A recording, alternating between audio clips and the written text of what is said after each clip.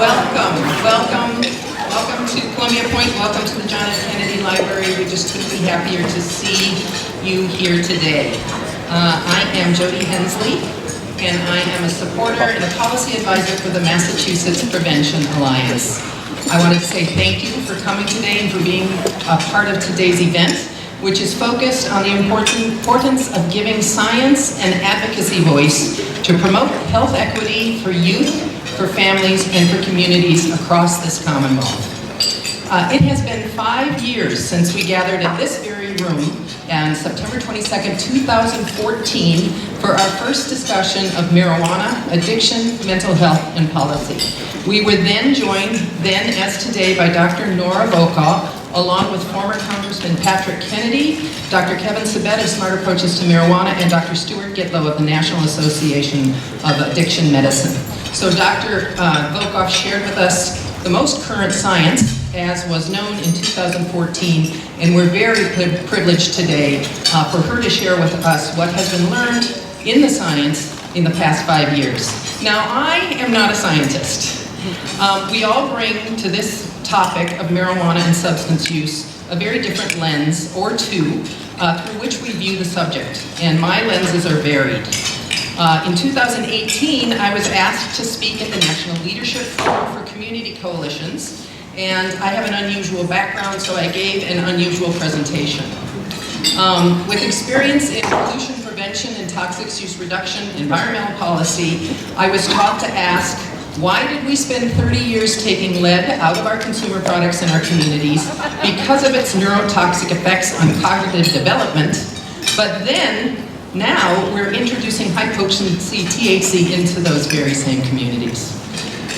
For me, 100 years of family farming history on land in the Red River Valley at the north, where I grew up on a seed farm and actually played in truckloads of seed like you might have played in a sandbox. I asked, how will commercializing high-potency marijuana impact the commodity markets? Will it cause market stampedes that lead to massive oversupply and price collapses? What happens when prices collapse in a commodity? What does happen is there is massive dumping of cheap product into the general markets, as we see happening in Oregon and California today. So I also looked at the history of the tobacco markets, the sugar markets, and then began to look at related population level health impacts that tracked with production and consumption levels of those commodities. I asked that we pay attention to the history of the commodities markets to teach us about the impact of an open marijuana THC market today. Raising 2 teenage sons as a mom and a wife taught me to ask, why are kids today so sanguine about the potential impacts of marijuana use on their health and their well-being? And why was youth marijuana use at its lowest in 1992, the year my first son was born? And why has youth use escalated since that time? Finally, being an elected local school committee chair and now appointed chair of the Advisory Finance Committee for our town in central Massachusetts, I've always had a precautionary prevention-oriented chemical health policy bias. That taught me to ask, where is the online repetitive rhetoric minimizing the perception of harm around marijuana use and promoting drug-friendly policies? Where is that coming from? And how is that getting to our kids? And how do we teach our kids to resist marijuana marketing messages?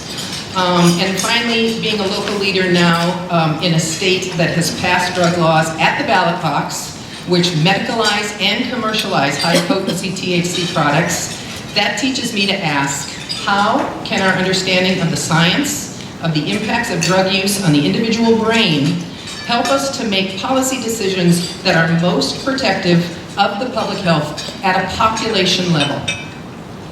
So today, 5 years later, I am learning from prevention professionals in every community in Massachusetts that understanding the facts and understanding the science, that means prevention science, neuroscience, medical science, is an important part of the lessons we all must learn in order to live in an age of broader recreational drug commercialization without spreading negative public health impacts, especially among our youth.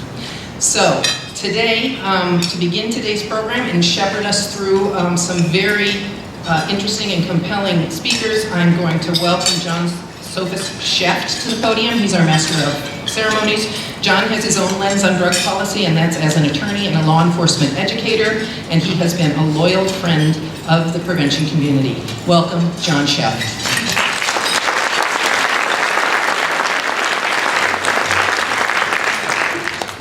So let me kick it off and introduce Dr. Amy Turncliffe, who was the driving force behind the statement of concern that you've been given today when you came in.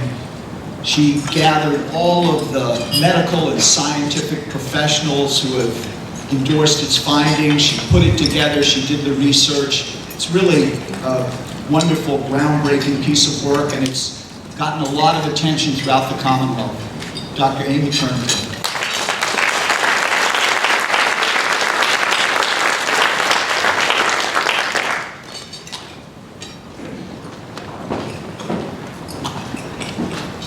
Thank you. Thank you, John, for those kind words. It is actually my great honor and privilege to present MAPA's Outstanding Leadership Award to Dr. Bertha Madras. This award, this award acknowledges and celebrates exemplary leadership that has had a significant and positive impact on advancing science-informed policies. Policies that promote primary prevention and protect the health and well-being of all children, families, and communities. Dr. Madras's vast experiences in brain research, innovation, education, government, and public service afford a unique perspective on science and public policy. I know Bertha as my former postdoc advisor, my mentor, colleague, and friend. She continues to be extraordinarily fearless and consistent in advocating for the science and prevention science that must inform drug policy decisions. Her work inspires and challenges us all to strengthen our understanding of the science and unite our advocacy voices for policy wins that prevent and reduce youth substance use and addiction, to promote health equity across all communities. Bertha is deeply committed to the defense of young brains, and if you've heard her speak, you know that's true. She inspires us not only to answer important scientific questions, to advance our own and collective understanding, but also to translate the knowledge we gain for policymakers and the public at large. As John F. Kennedy said appropriately here today, one person can make a difference, and everyone should try. Bertha, you have certainly made and continue to make a difference, and through your outstanding leadership, you inspire all of us to try. Please come up to accept your award and say a few words.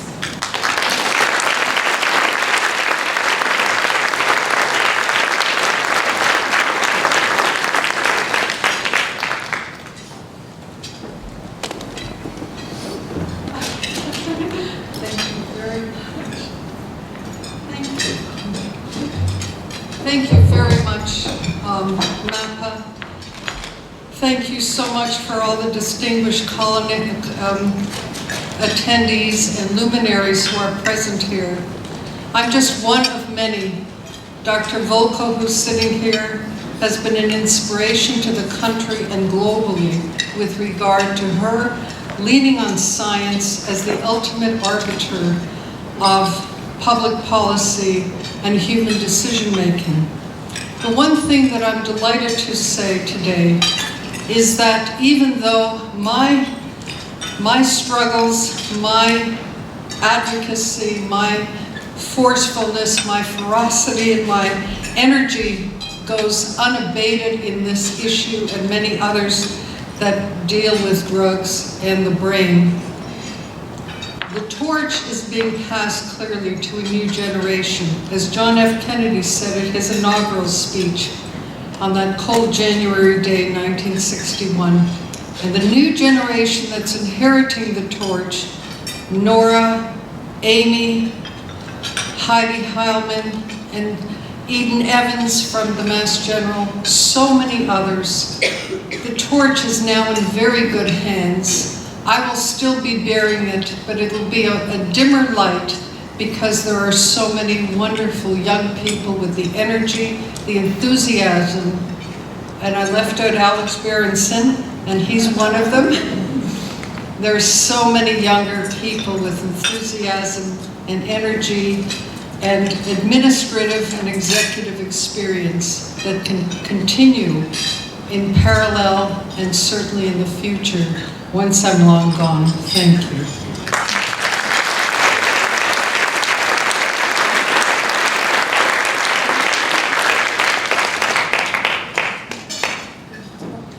So Heidi Heilman, president of MAPA, will come up to present the next award.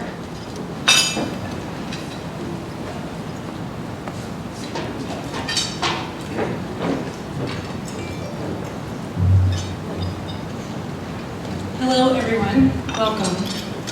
The Massachusetts Prevention Alliance's Distinguished Service Award recognizes a leading advocate for outstanding contributions in advancing the organization's mission and championing primary prevention work in the Commonwealth. This year, MAPA honors John Sophus Sheft for his brilliance and leadership in shaping strategy and taking action to protect Massachusetts young people from drug misuse and addiction.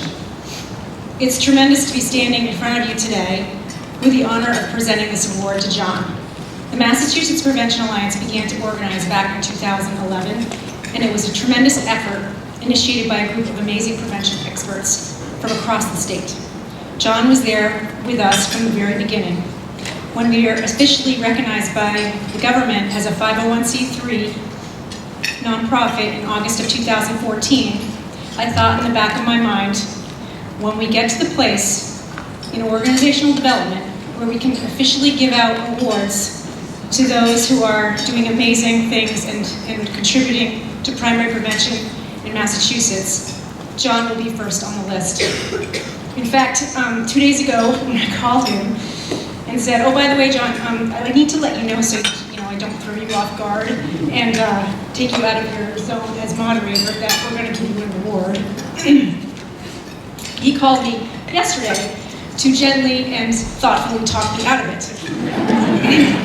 And I wouldn't budge. You can't use those excellent courtroom prosecuting skills on me, not on this one, because I've been planning this for years. John has done a ton of work, not only for our organization, but for prevention groups across the state, servicing speaking and training requests, and supporting local level environmental prevention strategies that are truly focused on helping our young people. He remains dedicated to exercising innovative strategy and measures that prioritize primary prevention. He rarely says no, offers consistent, unwavering support, and regularly responds with, "I think we can do that, yeah." I am deeply grateful to recognize him here today for all he has done and continues to do for the prevention network in the state. John, on behalf of all of us who have shared in building the organization to where it is today, I present to you MAPA's Distinguished Service Award. Thank you for your years of dedication to our people and our purpose.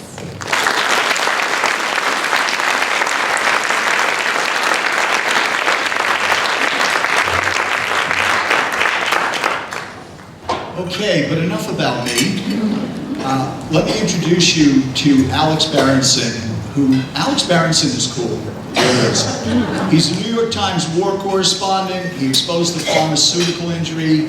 The guy has even written an award-winning spy novel. But you know what?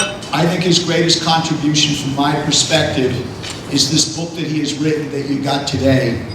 Tell Your Children the Truth About Marijuana, Mental Illness, and Violence.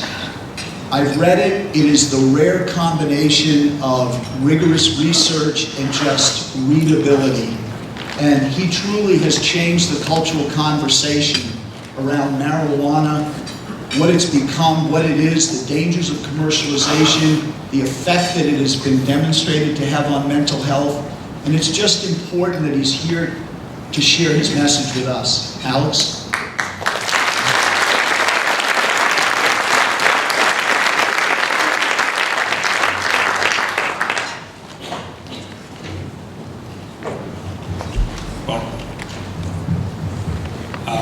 I want to thank the Prevention Alliance for having me. Thank you all for coming today. It's a great honor to be on this stage and speaking and knowing that the nation's top drug scientist is going to be here speaking too.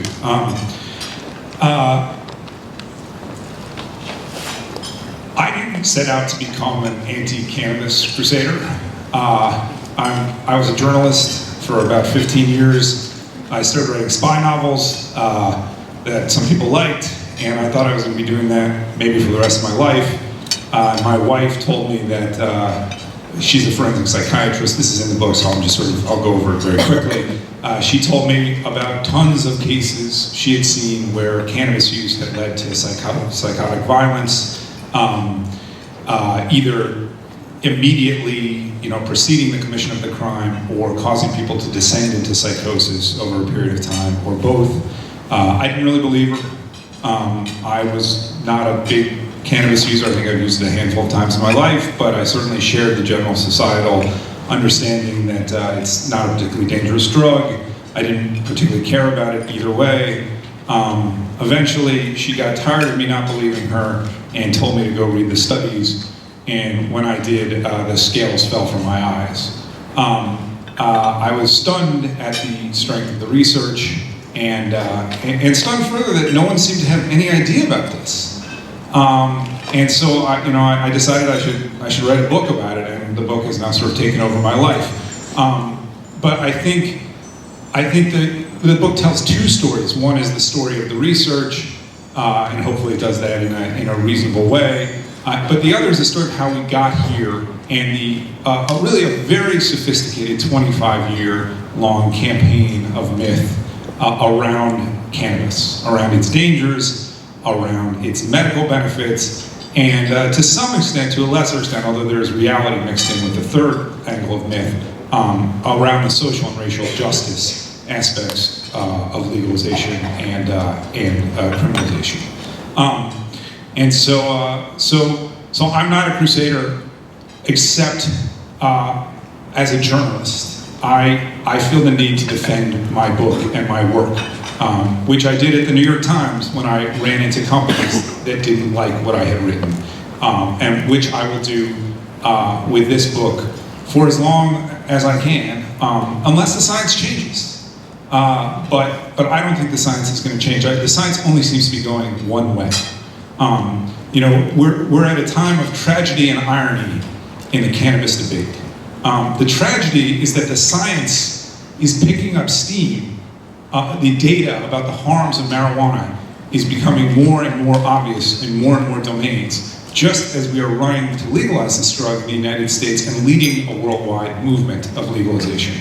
The irony is that as the evidence piles up, it gets harder to do research on the harms. We will never have a randomized controlled trial that proves cannabis causes psychosis. That would be unethical and probably illegal. Even some of the smaller studies on the potential harms of cannabis in pregnancy, I think, are quite dangerous now, because we now have evidence that cannabis can harm, or that cannabis used by mothers can lead to more prodromal symptoms of psychosis in children. And so we can't encourage mothers to use a drug that might harm their children. So we have to design those studies very carefully. Now you can try to measure harm to fetuses. We do look at alcohol use by pregnant women, but you have to design those studies very carefully because there are so many serious ethical quandaries. So we're at a time when we know more about the harms of this drug than we've ever known before. And at the same time, we're rushing to legalize it all over the country. And at the same time, it's going to get harder and harder to do new research that's going to convince people. And so the legalization community, whether the advocacy, the nonprofit advocacy community, or the for-profit marijuana industry, is taking advantage of what we don't know and of the gray areas. And they're saying correlation is not causation. I cannot tell you how many times someone has tweeted at me that correlation is not causation, as if I have never heard this before. A doctor I know in New York said to me, this has gotten confused. correlation is not causation does not mean correlation is the opposite of causation. It means that correlation by itself doesn't prove causation, but it's a really good place to start looking. If you're gonna start trying to understand who's getting lung cancer, maybe start looking at the people who smoked. If 95% of those people with lung cancer were smokers, or 98%. So we don't have a randomized controlled trial saying that cannabis can cause permanent psychosis. I don't think anyone, even in the industry, would dispute that it can cause temporary psychosis. I mean, you have to be blind to what's happening in emergency rooms all over the country and the world to claim that. But as to whether it can cause permanent psychosis, has that been proven? I think that the answer to that question depends on your definition of proof. Do you want 100% certainty? Do you want 95% certainty? Do you want 90% certainty? Do you want 51% certainty? To me, obviously we're not at 100% certainty, but we're pretty close. We have evidence from multiple trials over many years in many different countries. We have a plausible biological hypothesis. We know that people who do have schizophrenia, who stop using, tend to get their symptoms under control, and if they start using again, they tend to relapse very quickly. So that's in the medical business, that's known as challenging and de-challenging people. We know that synthetic cannabinoids can produce psychosis in people who never had any symptoms very quickly, and those are drugs. They're called synthetic cannabinoids because they hit the same receptors as cannabis does. They just hit them more strongly. So the evidence is piling up. And to my mind, the evidence is certainly strong enough that we should be informing people of this, whether or not they're going to use, whether or not the drug is going to be legal. In Canada, there are strong warnings on cannabis, on legal cannabis, right? Canada has legalized cannabis, and say that 10 times fast. And there are warnings on packages of cannabis that rotate, just as there are warnings on cigarettes that rotate. And among those warnings are that cannabis use can cause psychosis, or can raise the risk of psychosis and schizophrenia. To me, raise the risk of means cause. We can argue about that too. But if raise the risk of means that you are getting cases that would not have happened in the absence of use, then we are going to say that use causes. If the odds of my winning the lottery are 1 in 10, and I play 10 times, I can expect to win once. Obviously the math gets a little more complicated, but I can expect to win once. If my odds are 1 in 3, I can expect to win 3 times. The lower odds mean that I can expect more wins. Wins in this case is not something that I would ever wish on anybody, but that's the math. If it's raising the risk, it's causing. We don't know who's going to be affected. We do know that family liability, family history can increase your risk, and those people are probably most at risk. We do know that use at a younger age appears to increase risk. We do know that heavier use appears to increase risk. We should be telling people all these things, and we should be telling them loudly. Unfortunately, the drug advocacy community doesn't want to have this conversation. And that has been the most stunning thing to me since the book came out. I think I have reasonably good credentials as a journalist. I worked for the Times for 10 years. I was a journalist for almost 20 years. You can go back and look at my stories. They are mostly investigative reports about the drug industry or the financial industry. I was mostly a business reporter. I don't think anybody would say that I came out of the womb a Fox News correspondent. Yet my book has been criticized as racist and alarmist and confusing correlation and causation and cherry picking.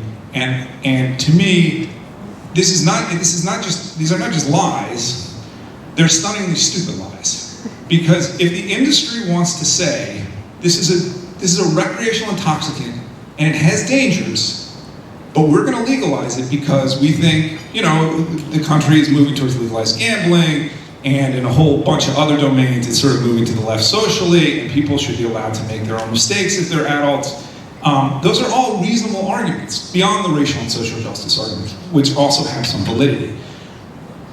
But if the drug is legalized on the basis that it is a miracle cure for everything from pain to cancer, and that it has no downsides, then people's real world experiences are going to cause them to massively distrust the people who sold them this bill of goods. And I think when the pendulum swings back, it is going to swing back hard and fast. That's what happened in the late 70s. There was never the same level of support for legalization in the late 70s as there is today, but support for legalization, decriminalization, and legalization had increased steadily in the 70s. And there were serious people who thought that Jimmy Carter was going to propose federal decriminalization and that we were going to move towards full legalization of cannabis. And parents saw what was happening to their kids and they didn't like it, especially teens. And the pendulum swung back very quickly. So I don't know whether that's going to happen now, because the legalization effort has a lot more momentum, and frankly, my former colleagues in the journalism business have not done their jobs about this. They have not been skeptical, and until they start to become skeptical, I'm just one guy with 7,000 Twitter followers. I can only fight with so many people at once, although it does sometimes seem like I'm fighting with the entire legalized cannabis industry. But until journalists start telling the truth about what's happened post-legalization in the legalized states, and until they start telling the truth about what the science says, I don't know how quickly things will change, but I do know that in the 70s they changed pretty fast. We're also in the middle of an opioid crisis, a very severe opioid crisis that Dr. Volkow, I'm sure, although as concerned as she is about marijuana, her first priority, I don't doubt, is the 50,000 opioid overdoses, 40 to 50,000 opioid overdoses the United States is seeing every year. And so that has allowed marijuana to sort of sail under the radar a little bit, and these problems to sail under the radar. But as legalization spreads, as the use of high THC products spreads, I think the problems are going to become more and more obvious. And at some point, we're going to wake up and realize we've made a mistake here encouraging the use of this product. What is stunning to me is that reporters who are now doing tons of research into the causes of the opioid epidemic, who are going at Purdue Pharma, full barrel, as they should, and looking at the other companies that helped fuel this epidemic and that lied about the science around the dangers of opioids, and who drew on very small studies to make very sweeping conclusions and help promote the use of pharmaceutical opioids. That was the first wave of this terrible opioid epidemic. And some of the same reporters who in some cases are old enough to have lived through the tobacco litigation wars and the tobacco crisis before that, and who know that tobacco companies lied and lied and lied. Those same reporters have dropped their skepticism entirely when it comes to the promises that the cannabis industry is making. The main concern of investigative reporters on the cannabis industry is whether licenses are being granted in-state or out-of-state. This is a bizarre thing to focus on. Focus on the risks of the drug, the promotion of the drug, and whether or not the people who are marketing the drug are doing any research into the risks of the drug. I'm just perplexed that, at a time when we're still living through the opioid epidemic, that we are not being more skeptical of the promises that the cannabis promoters have made. So we're not going to have a randomized controlled trial. So Dr. Volkow is going to have difficult decisions ahead in how to measure the harms of cannabis. I would love to see, and one thing that was disappointing to me in writing my book was seeing how much of the research, how much of the really important studies were done outside the US by non-US researchers on non-US populations. We have the most cannabis use anywhere in the world, maybe Canada, maybe it's Canada and us, of large countries. And we certainly have the greatest problem with violence of any industrialized country. And you don't have to look far to see an association between cannabis and violence. I know that's a controversial subject. I don't want to spend that much time on it right now. But given those facts, it was disappointing to me to see how few of the seminal studies have been done in the US. And I hope we can change that. I hope we can change it quickly. I would love to see NIDA fund a study of looking at 10 to 15,000 high school students in California or some other high-use jurisdiction, and trying to monitor their use and trying to see their outcomes over a 5 to 7 year period. I don't know if that's feasible. I don't know how expensive it would be. It's easy for me to throw these ideas out there because I don't have to pay for them or figure out how to make them work. But I would love to see that.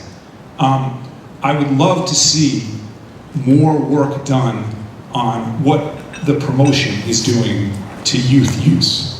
And of course, I think there are big, important studies to be done on violence around cannabis. The numbers, just to give you one set of data. Some states are pretty good at collecting data about child abuse fatalities, child abuse and neglect fatalities. Every state is supposed to collect this data. Some states do a better job than others. 3 of the states that do the best job are Texas, Florida, and Arizona, which all happen to be, well, Texas is a pretty low cannabis use state. Florida and Arizona are in the middle. None of them are fully legal recreational. Nonetheless, in those 3 states, 30 to 40% of child deaths are associated with cannabis use, either at the time of or in the history of, and when I say use, I don't mean one time. I mean a cannabis use disorder by the perpetrator of the crime. That could be the kid, that could be the parent, it could be another caregiver. That's an extraordinary association considering that only about 2 to 3% of Americans are using cannabis daily. So, and it's more than alcohol, much more, and it's actually more than the stimulants. And I think that I think that there is work to be done trying to find out if that connection is real. Because it's not hard for me to imagine that a drug that causes people to dissociate and sometimes to have psychotic episodes could cause them to do horrible things to their children. And there are very specific examples of this that come up. So there's work to be done on the psychosis side. There's work to be done on looking at marketing and how it drives use. And unfortunately, there's work to be done on cannabis and violence. And I hope that as we move into this new era, that NIDA will look hard at this and try to convince people that these dangers are real, because they are. Thank you very much.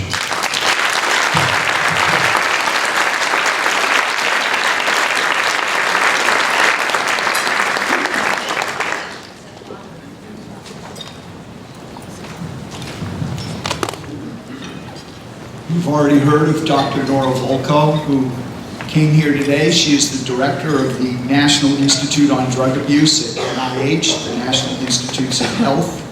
And her lifetime of work has linked addiction to brain function. She was born in Mexico. She went to medical school at the University of Mexico. And with all of our speakers, if you want to really see the extent of their research and projects and all the things they've done, please come to our website at mapreventionalliance.org. But I'll just give you one little tidbit. Nora was recognized as, how about this, Time Magazine's top 100 people who will shape our world. I think she just beat out Kim Kardashian and Carrot Top.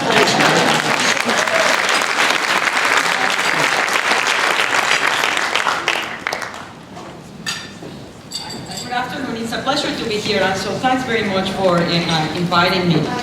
And today, yes, and Alex, by the way, we are doing such a study. We're actually doing a study that's called ABCD, for adolescent brain development and cognition, that started 3 years ago, and it's following 12,000 children from 9 to 10 as they transition into their adulthood. And every 2 years, they're getting brain imaging. Every year, they're being evaluated for a wide variety of behaviors. So because we know that the prevalence of cannabis is actually quite high among teenagers, we will have prospective data about what is it that cannabis does to the brain.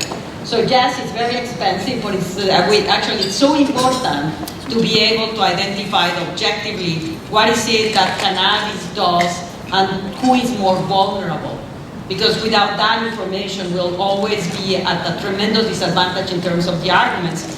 And to me, as a director of the National Institute on Drug Abuse, it has always been the concept about what is the knowledge that, of course, can help prevent and treat the diseases of addiction, but also what is the knowledge that is so much more compelling in such a way that it cannot be ignored as it relates to policy. And I was very concerned with all of the issues of the legalization of marijuana. And I realized that it's happening whether we like it or not. So my perspective is how can science help us identify what may be very in objective ways, like it happens with tobacco. We did not know that it was producing cancer, and it was until no one could deny it, that then you have policy coming in. And I think for marijuana, we are at that stage where we require that evidence, and so it is a priority. And I do also believe that what has happened in the tragedy in our country with the opioid crisis is actually has taken some of the attention of what we should all be very worried in terms of the consequences of marijuana. And at the same time, as you say, it's paradoxical because it's not an opioid crisis. What we're now seeing right now is that just in parallel to these really very, very rapid increases in overdose fatalities from synthetic opioids, so went from prescription to heroin to synthetic opioids, as fast we're seeing the increases in deaths from cocaine and methamphetamine. So no, it's not staying in opioids. We have a problem of addiction in our country.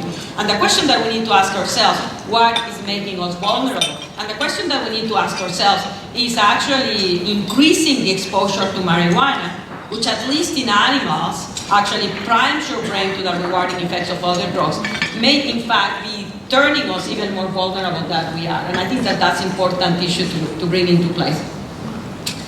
But let me actually, what I'm going to try to do is I selected a couple of slides that I think that identify some of the main advances that relates to what we know about cannabis. But before I jump into it, since we started to speak about the opioids and immediately opioids and cannabis, what's interesting about these two drugs is that they basically tap into our own endogenous neurotransmitters, whether it is endogenous opioids or endogenous cannabinoids. And what they do is basically very artificially stimulate those systems.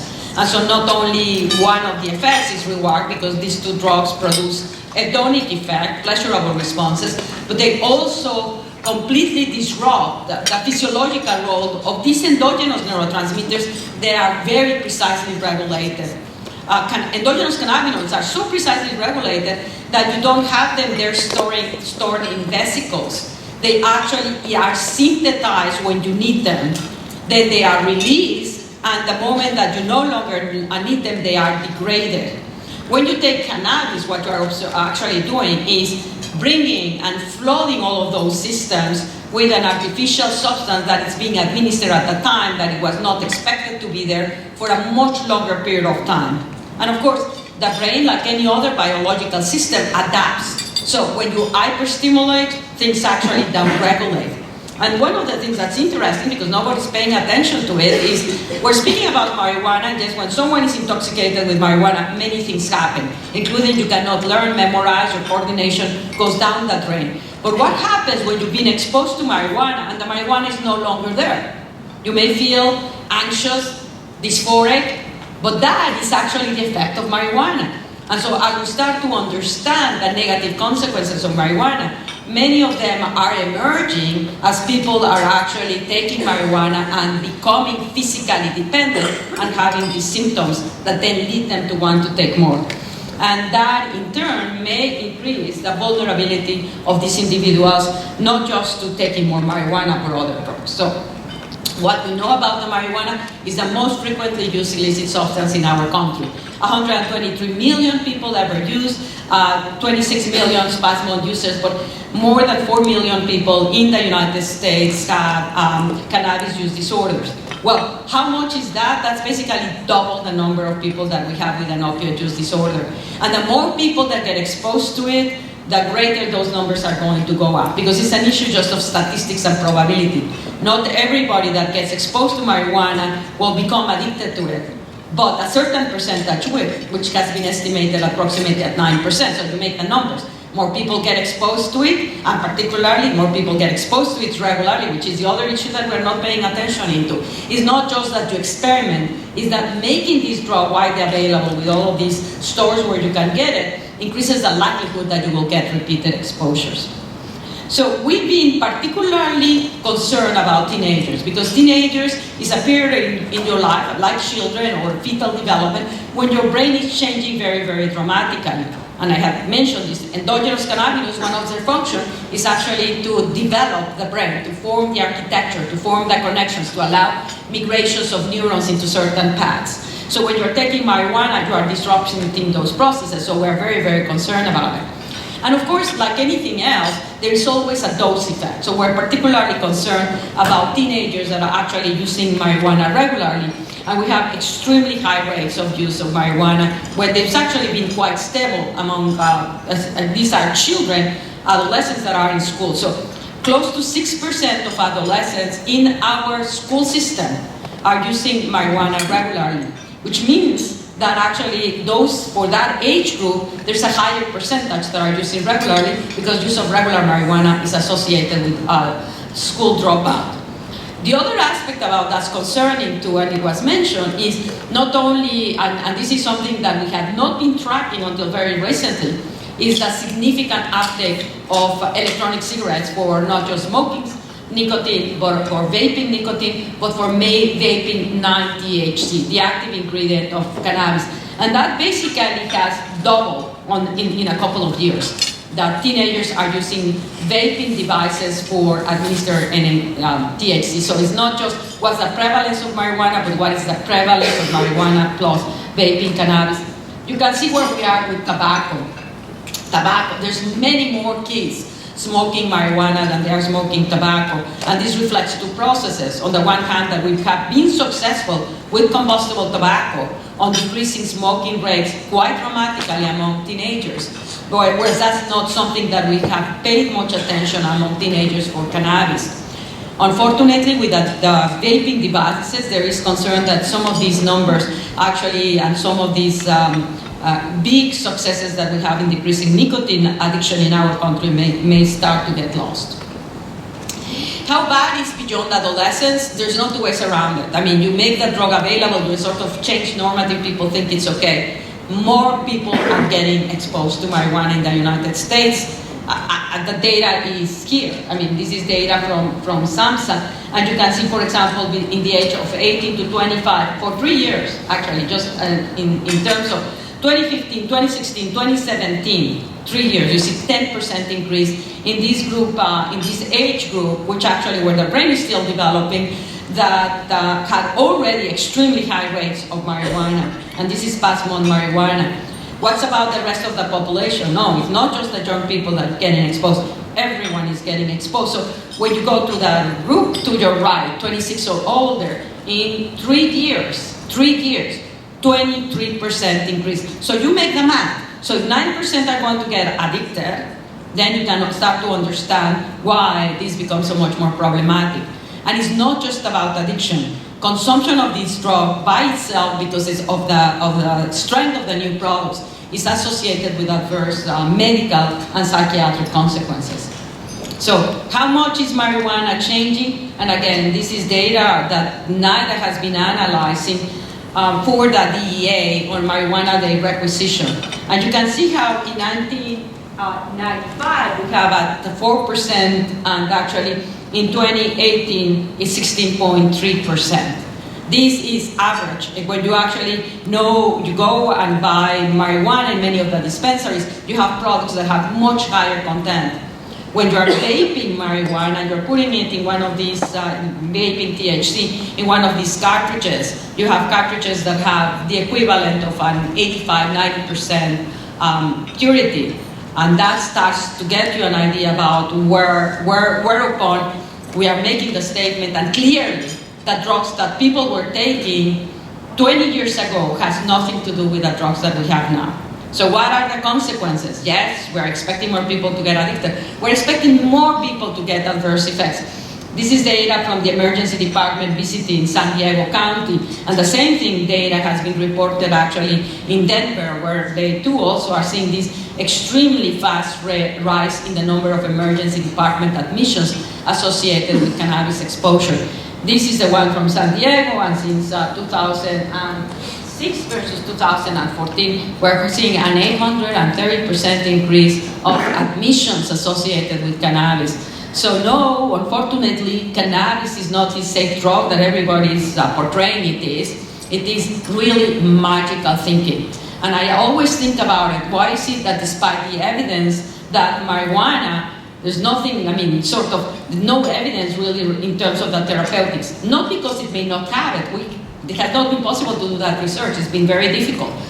But on the other hand, there's massive amount of data showing the negative effects, and we choose to ignore it. And I think that that's sort of, again, I think because we like to believe we get enamored with certain ideas, and our frontal cortex stops to look at it critically. And actually that has been studied with brain imaging to be the case. If you endorse something, you get emotionally attached to it, you no longer use your frontal cortex to do an assessment critically of the situation.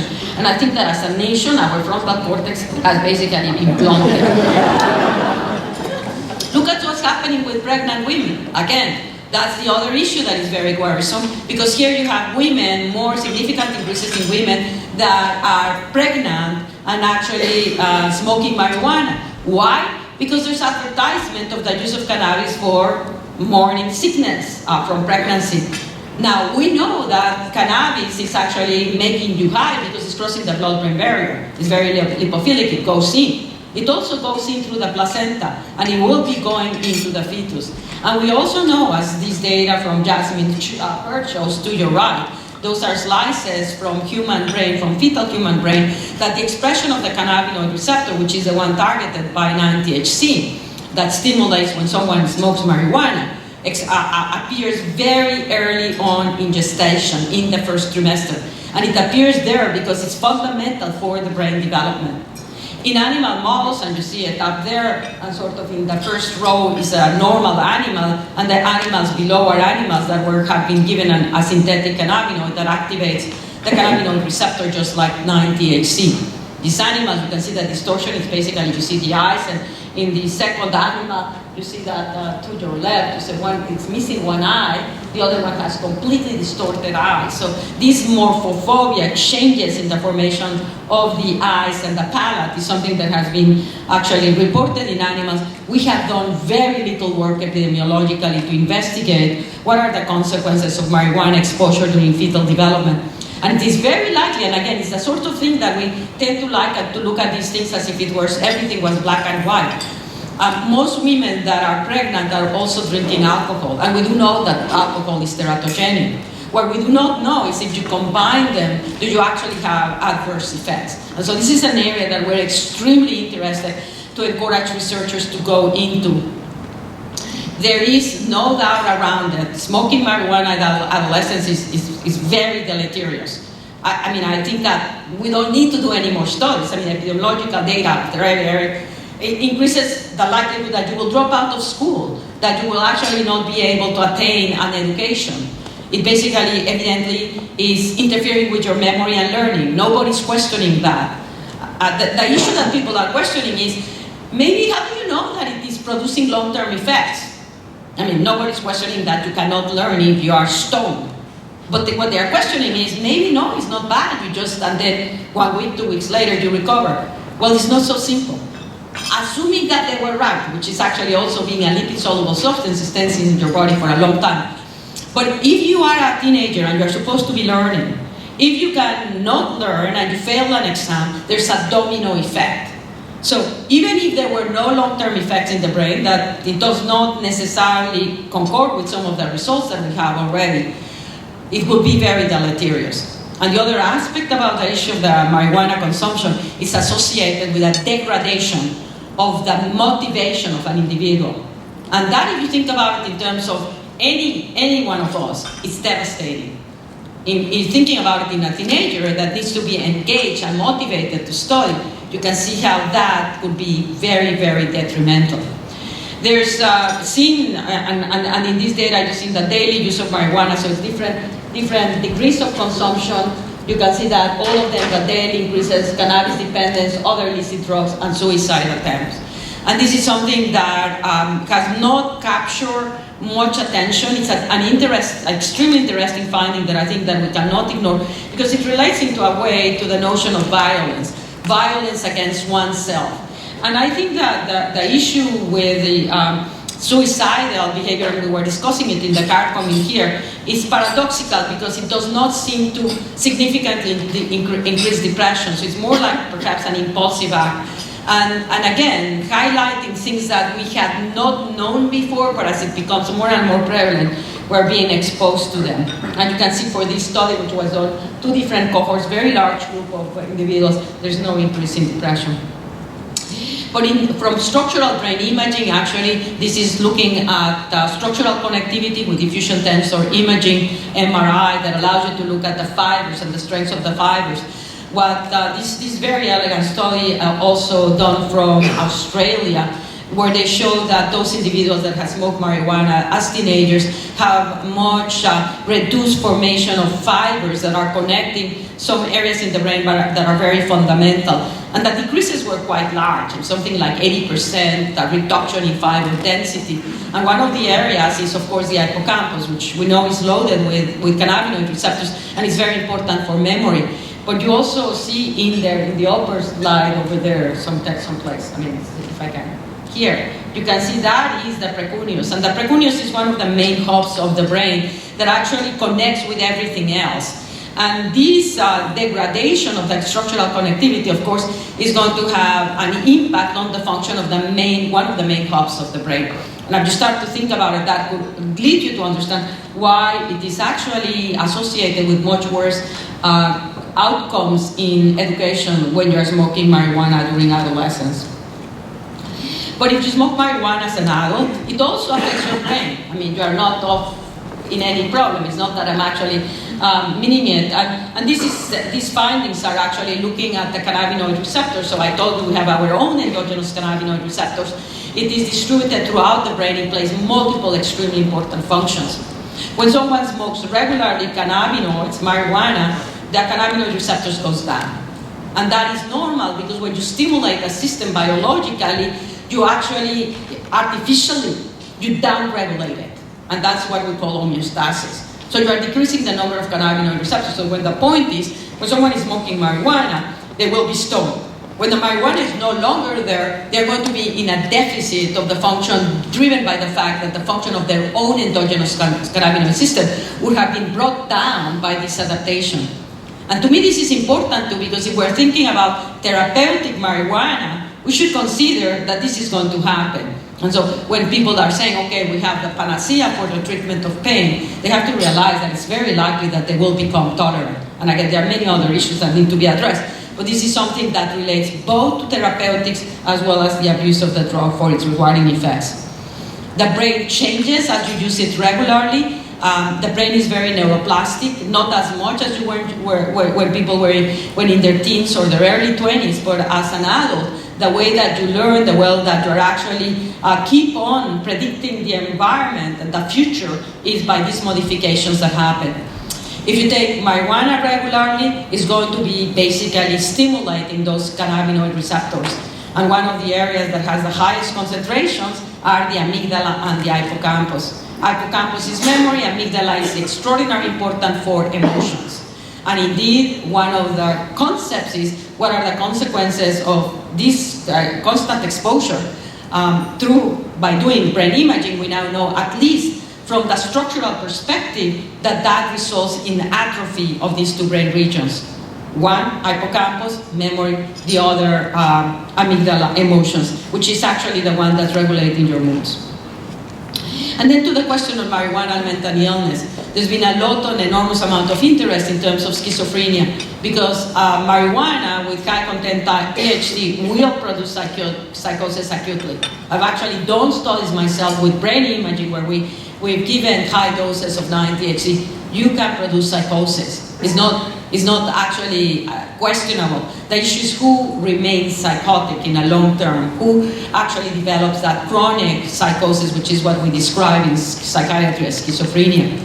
There's been multiple studies that have investigated it because, as Alex said, there are higher associations. And what these studies, I selected 4 of them because they show different components that are relevant in terms of understanding that association. Not everybody that smokes cigarettes or tobacco is going to get lung cancer.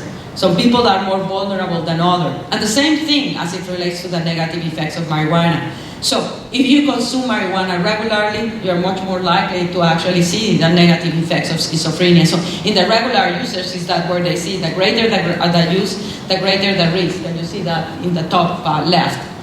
The lower one is also the age at which you initiate. The younger you initiate the use of marijuana, the greater the risk of actually developing schizophrenia.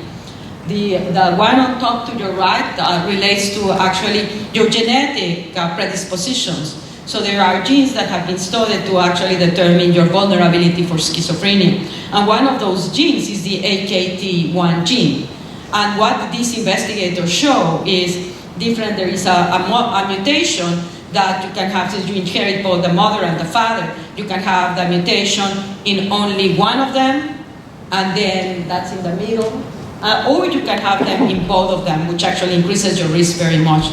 But what's fascinating about these studies, it shows that even if you have both of those alleles of risk, you will not develop schizophrenia if you do not smoke marijuana. On the other hand, if you do smoke marijuana and you have those 2 risk alleles, they see a 7-fold increase in the risk of schizophrenia.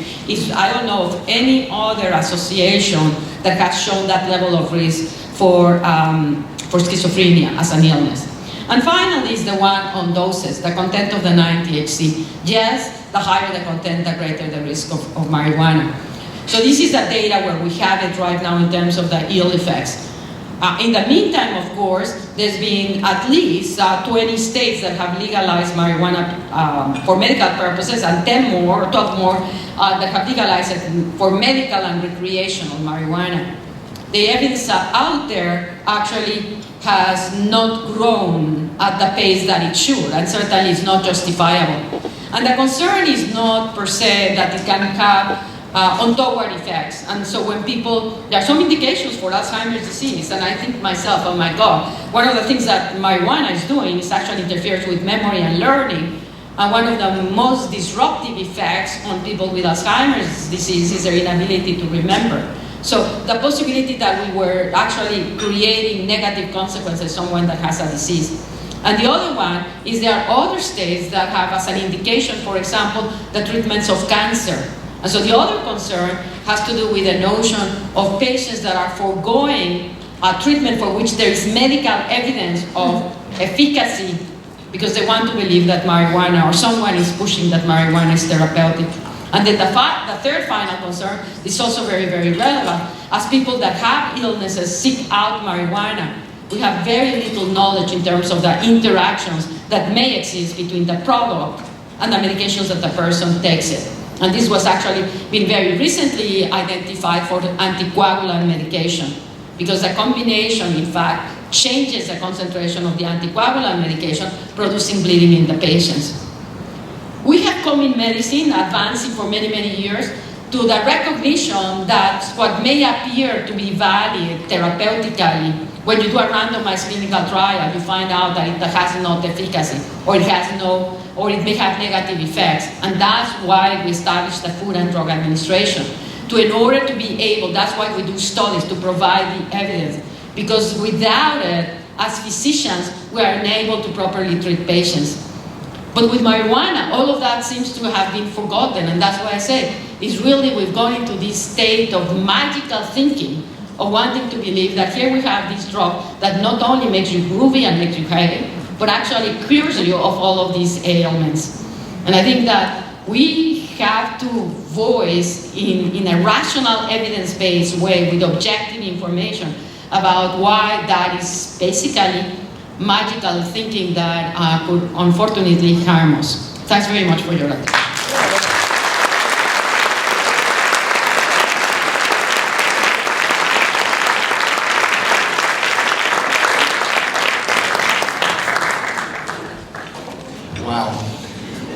Our next speaker is Dr. A. Eden Evans. She's the founder of the Mass General Hospital Center for Addiction Medicine.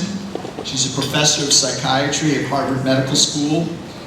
And I have been fortunate to spend some time with her, and she is the rare combination of searing intellect and down-to-earth patience.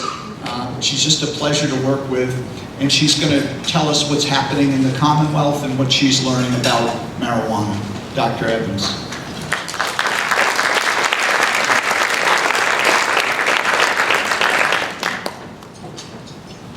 Thank you, John. John's been fantastic helping us with some real-world problems that we're trying to solve in terms of sort of public health impact of driving while intoxicated with marijuana.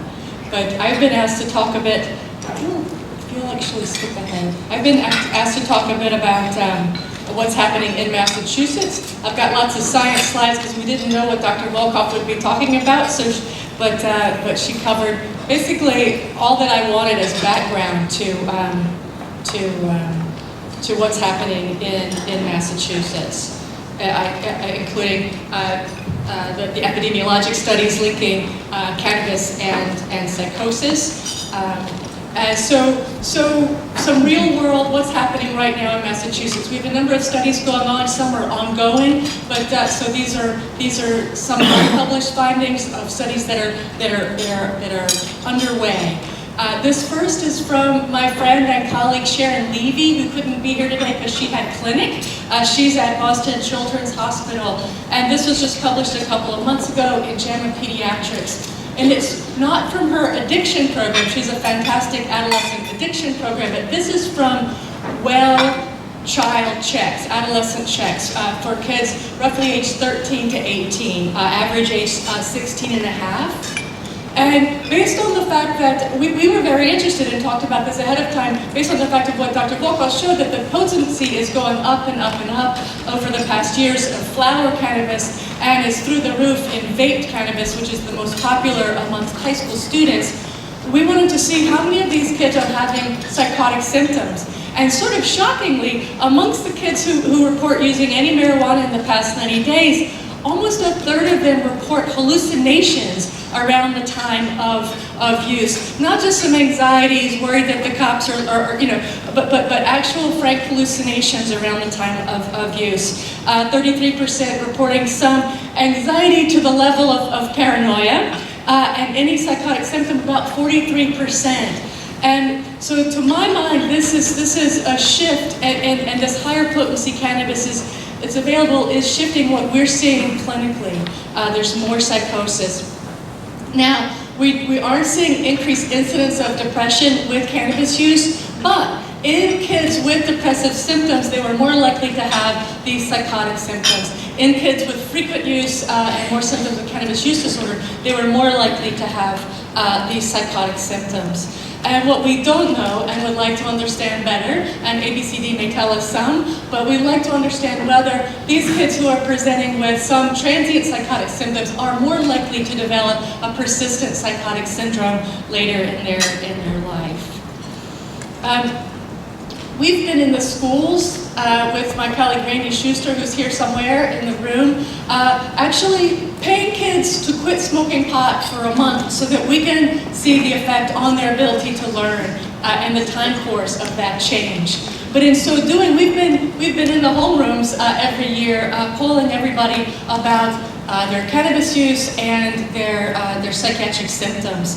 And you know, the pro-legalization, pro-commercialization crowd, peddled the idea that we wouldn't see increases in use, which to my brain is just not logical, right? The increased access, increased use, and then probably increased opportunity for bad outcomes. So in these high schools where we've been from 2015 to this year, we've seen over 100% increase in use. So in past 90-day use, we've seen doubling from 10 to 19%.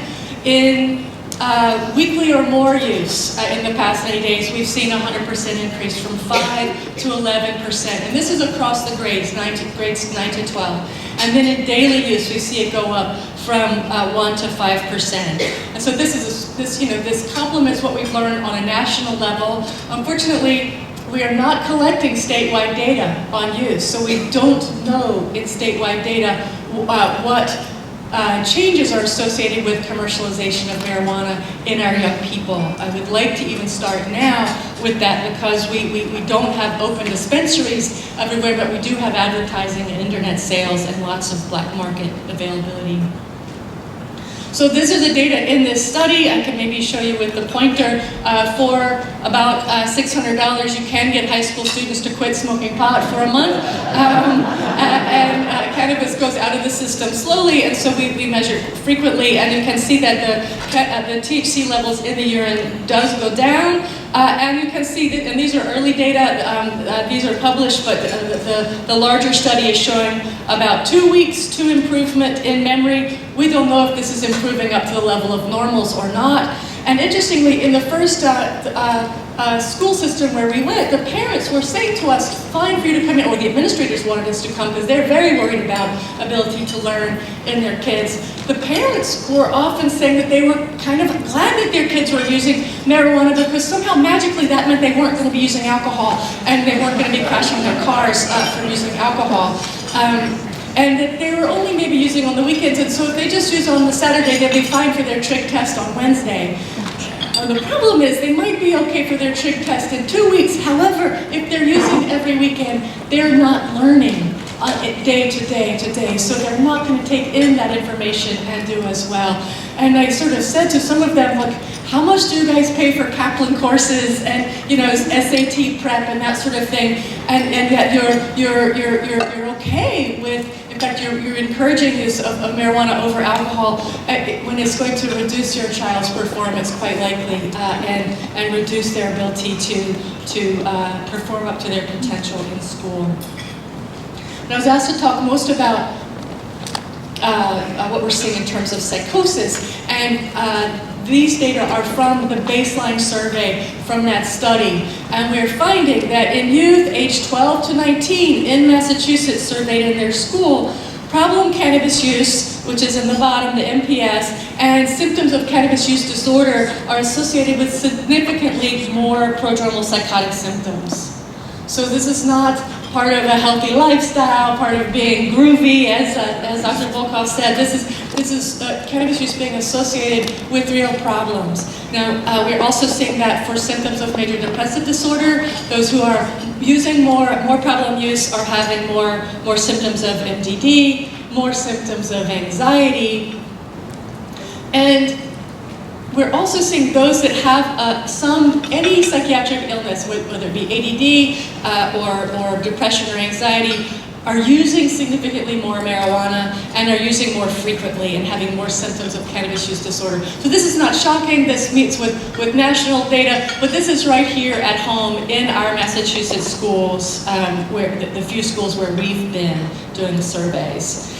Interestingly, one of the reasons, we don't know why people with psychiatric illnesses are more vulnerable to drugs of abuse. Many people bring in the whole self-medicating, but this gives, I think, a potentially more interesting clue as to one reason why they may be more vulnerable, and they're having more symptoms of withdrawal, and the withdrawal is lasting for a longer period of time, which just increases the likelihood that they may use again, even though they have intention to stop, in order to overcome the symptoms of withdrawal.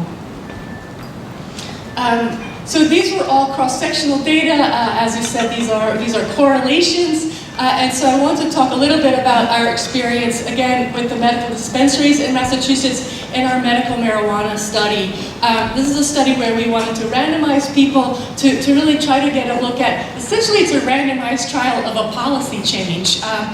So this is done by Jody Gilman and my group of brilliant neuroscientists, and we are assessing adults who are seeking a medical marijuana card. And these are adults who don't use cannabis regularly, but they have a legitimate problem. They've got chronic non-cancer pain, insomnia, anxiety, or depression. And we randomized them to either go ahead and get their medical card as they intended, or to agree to wait for 3 months so that we could look at the effects on their symptoms as well as on side effects and cognition and possibly concomitant use of other drugs. Are they using fewer opioids, fewer benzodiazepines for anxiety, and to look at their brain structure and function. And this is an ongoing trial. We've enrolled almost 200 people, but this is from the first 50 that we pulled who have completed the 1-year trial. So lo and behold, getting your marijuana card is associated with using more marijuana. So shocking. So they're tripling their use, and they're using a little more than every other day. And those who were assigned to the wait list didn't use so much until after 3 months, when they were allowed to, as part of the study, to increase their use a bit.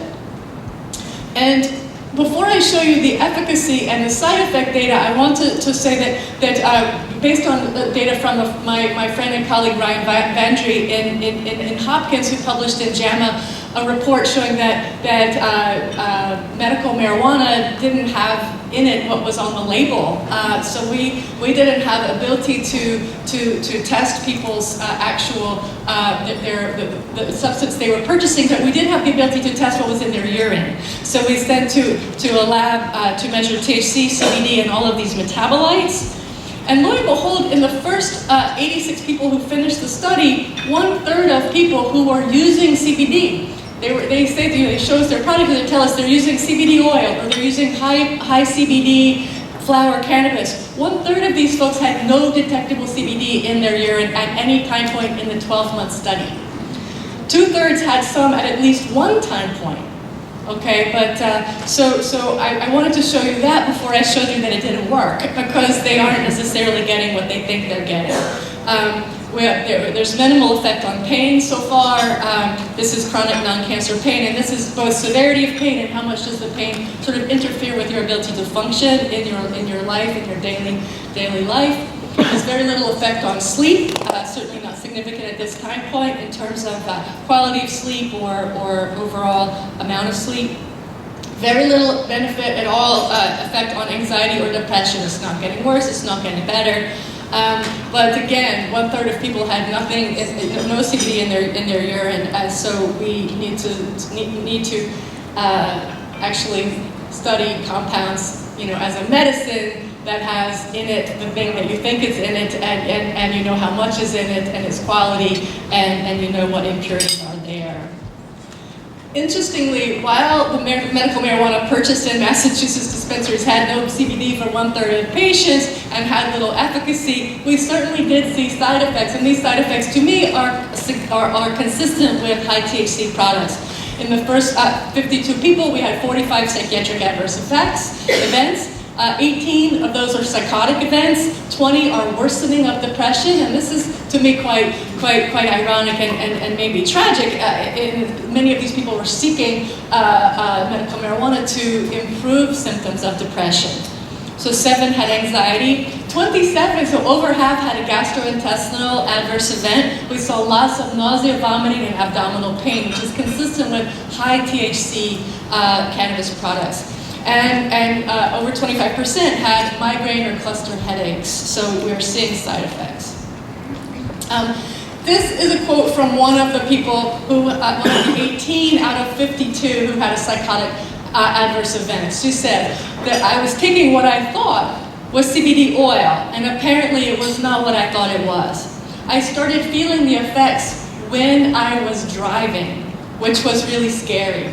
I got home as quickly as I could.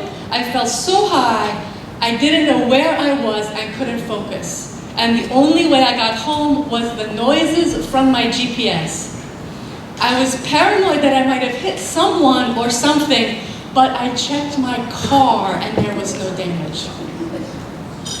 So this is from someone, who is taking what they think is CBD. They've gone to a doctor and gotten a slip and gone to a dispensary and bought something that label says it's CBD. And it's clearly, this person shouldn't be high from CBD. So in summary, marijuana use in adolescence is associated with mental health disorders, cannabis use disorder, and cognitive decline that is potentially reversible, although in larger studies we see a lasting IQ drop with heavy THC use. And the substantial epidemiologic evidence suggests that these relationships are causal, at least some of them. And the new high-potency THC oils, dabs, vapes, edibles are driving up THC exposure and really changing the clinical picture that we're seeing, probably increasing risk for psychosis. We know that the American Academy of Pediatrics recommends counseling all adolescents. That this slightly awkward phrase, but non-use is best for health. That's supposed to the message that they recommend being given. And we know that the first episode psychosis programs around the country at Yale and MGH are now specifically advising siblings of kids with first episode psychosis not to use cannabis at all, because this is one of the few potentially preventable contributing causes of psychosis and schizophrenia. So in this state, and this is something that could be regulated, but medical marijuana in Massachusetts is not reliably tested or labeled, and there's little rigorous data to support any medical claims besides spasticity for MS and pediatric epilepsy. So I'm very happy to see that some of the role to legalize and commercialize is slowing down. This came out just last week that 8 state medical societies have come out to advocate that their state legislatures slow down and begin to take public health as a number one concern over profits, to not commercialize a drug for state tax dollars and putting money over the medical well-being of our citizens. And that's what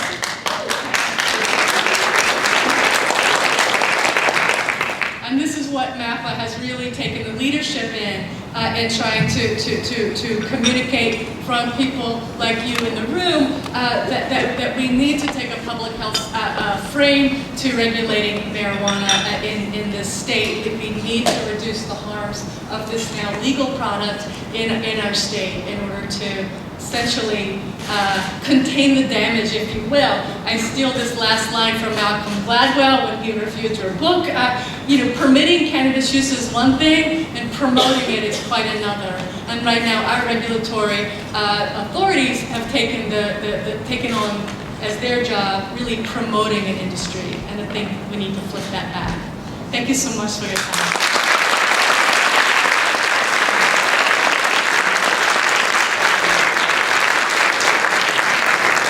Thank you, Ethan. That was excellent. Well, our next speaker is Will Jones III. He is the Communications and Outreach Associate for Smart Approaches to Marijuana, which you affectionately know as SAM, a national education and policy effort. It comes out of Washington, D.C. And Will began his work in the education realm of cannabis in Washington, D.C. with his own organization called TIE DC. And now he is helping SAM as well. What I admire about Will is that he gives voice to the real civil rights consequences of a commercial cannabis system. And we need more people, young people like him, to talk about the reality of the proliferation of this drug. So welcome, Will Jones.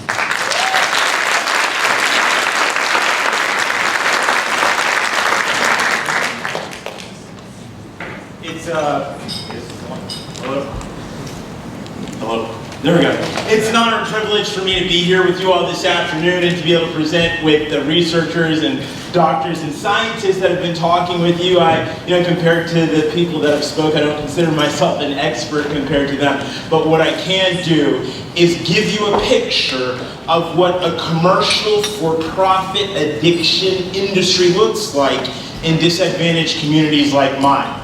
I'll tell you this, I invite you in your mind to come with me to my house in Washington, D.C. We're going to walk out the front door of my house and down the sidewalk in any direction that you choose. The first store that we're going to get to in any direction will be a liquor store. If we go a little bit farther, we can get maybe to a convenience store, but that store will be so covered with advertisements for alcohol, tobacco, and the lottery that we can't even see inside the windows of that store. And that is the reality for millions of people in communities like mine across our nation.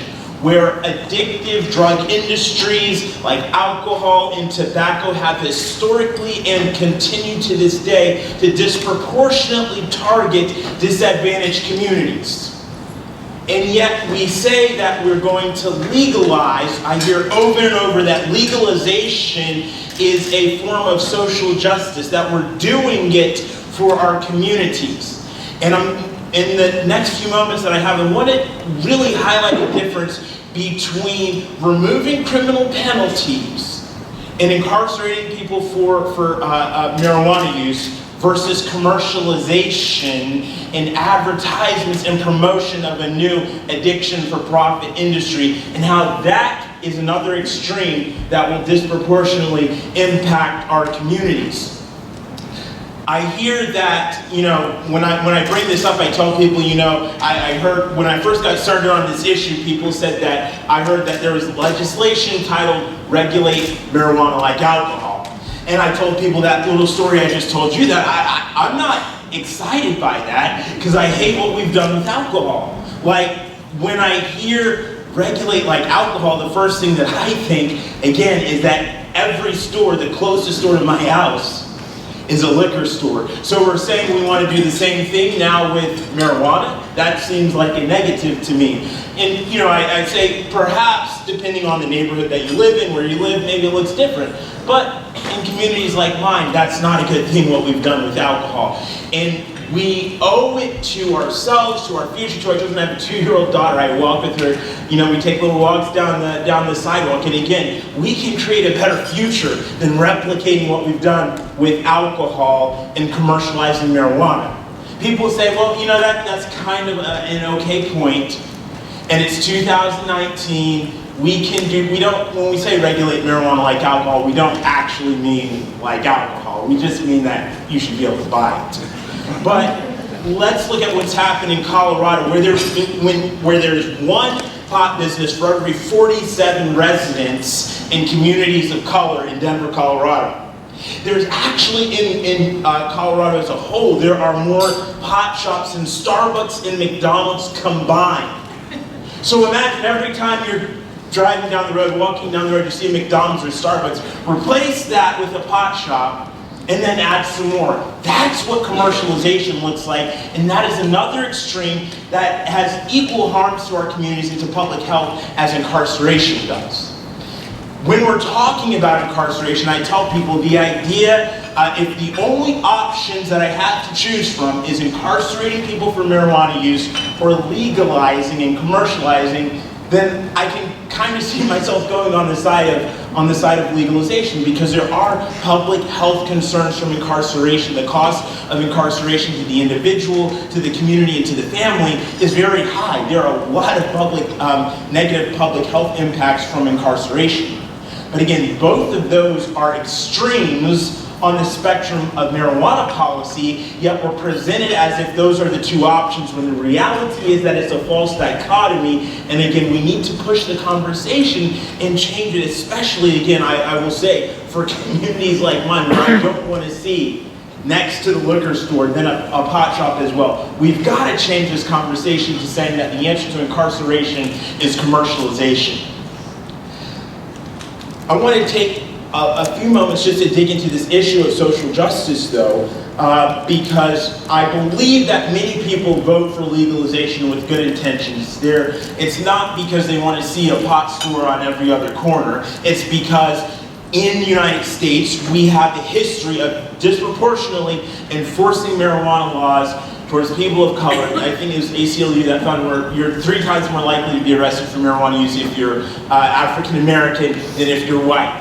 That is concerning, and that is why our organization, SAM, has introduced decriminalization bills in some states, and why, again, we advocate for removing criminal penalties, expungements for those that may have it on their record, so that it's not an impediment to them getting a job, to getting school loans, things like that. But again, those are things that we should focus on, and it's extremely telling that in places like New Jersey, where we partnered with Senator Rice, he's the head of the legislative Black Caucus in New Jersey, we introduced a decriminalization bill there. It still has gone nowhere, where over the past year, the politicians there are arguing about how they're going to tax and regulate it because that's what's going to give them money. And the message was, look, we said, look, even in the meantime, if you're determined to go with legalization, you could at least pass decriminalization in the meantime while you still fight over the money and who's going to get money from the industry. It still has gone nowhere while they're still trying to push legalization there. And again, that's telling that this is not truly,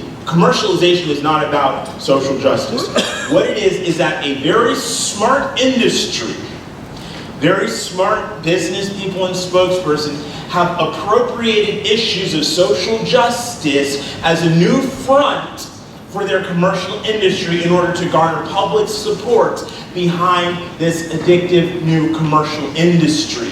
But when we look at the data, we've seen that there is no true progress in terms of social justice, in terms of incarceration of prison populations in states since legalization. In fact, in Denver, Colorado, in the years since legalization, the average number of African Americans arrested for marijuana-related arrests has increased 100% since in the years from 2014 to 2017. It's increased 100% since legalization.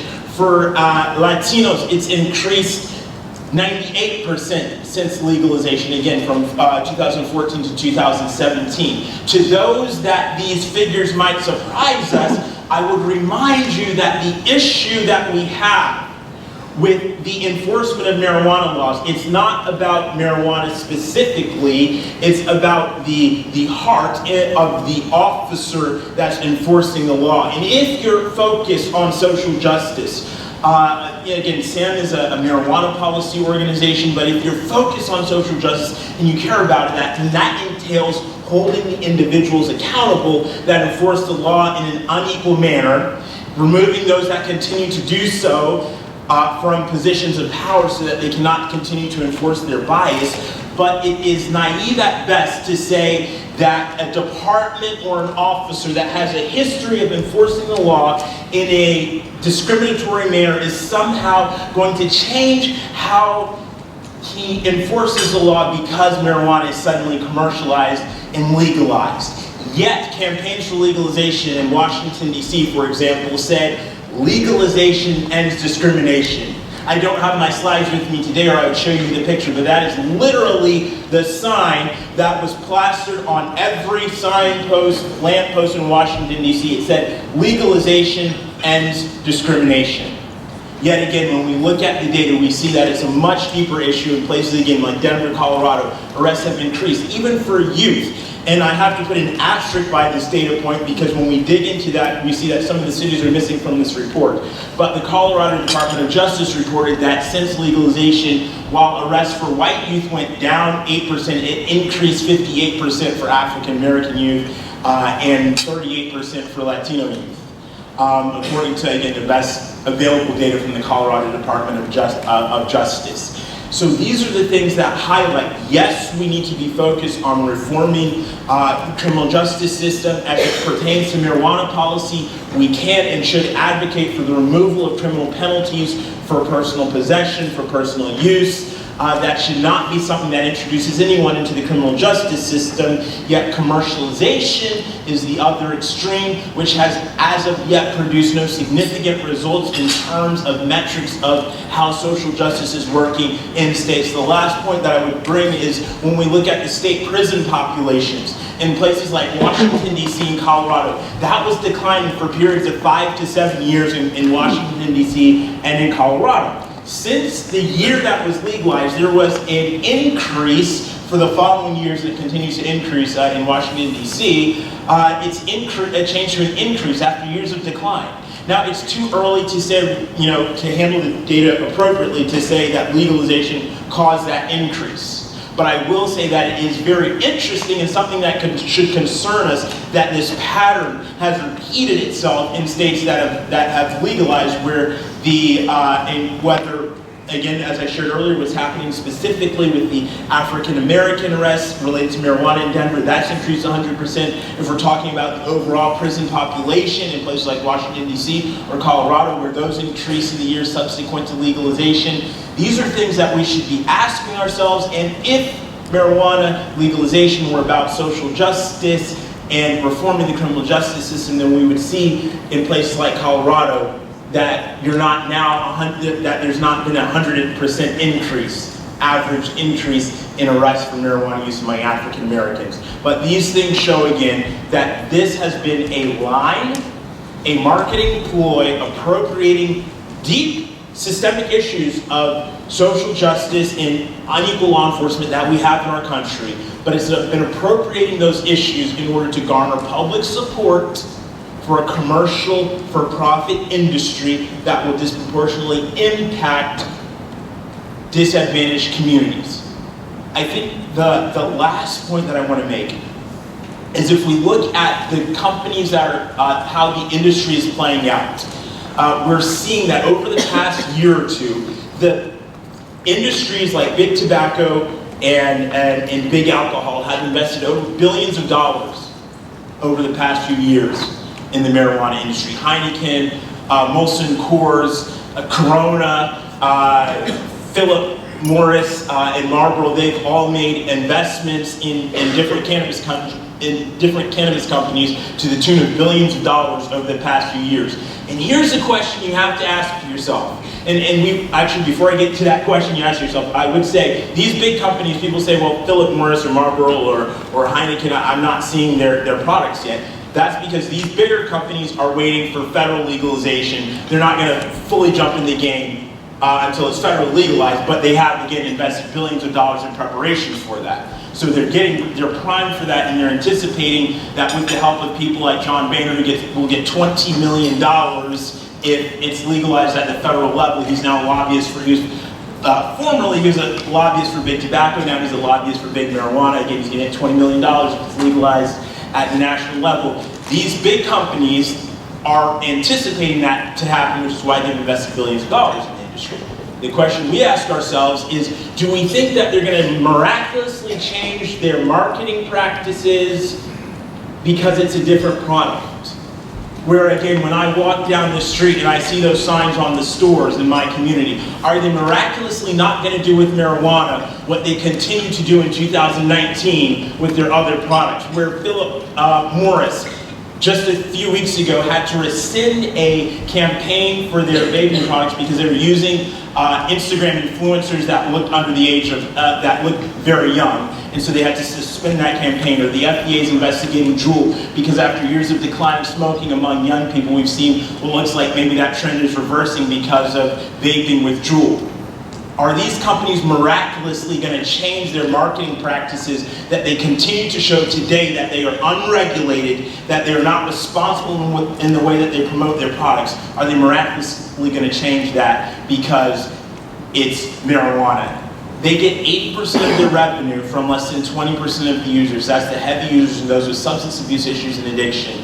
When the Colorado Department of Revenue looked at at the data what's happening with the marijuana industry, they found that 78% of their revenue came from 22% of their users. And again, that's the people that are heavy users, people that are using multiple times on a daily basis, people with substance abuse issues, people that are prone to addiction.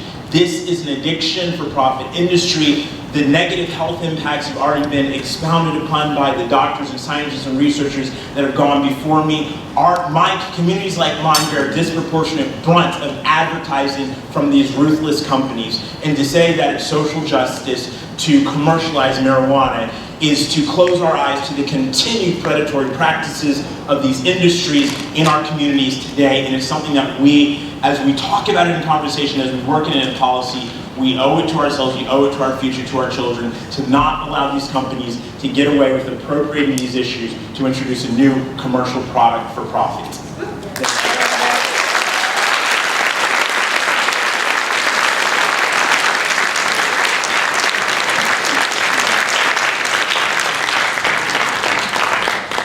Our final speaker you've already met before, Dr. Bertha Madras, who is the rare triple threat scientist, educator, and policy expert. Please welcome Dr. Mattis.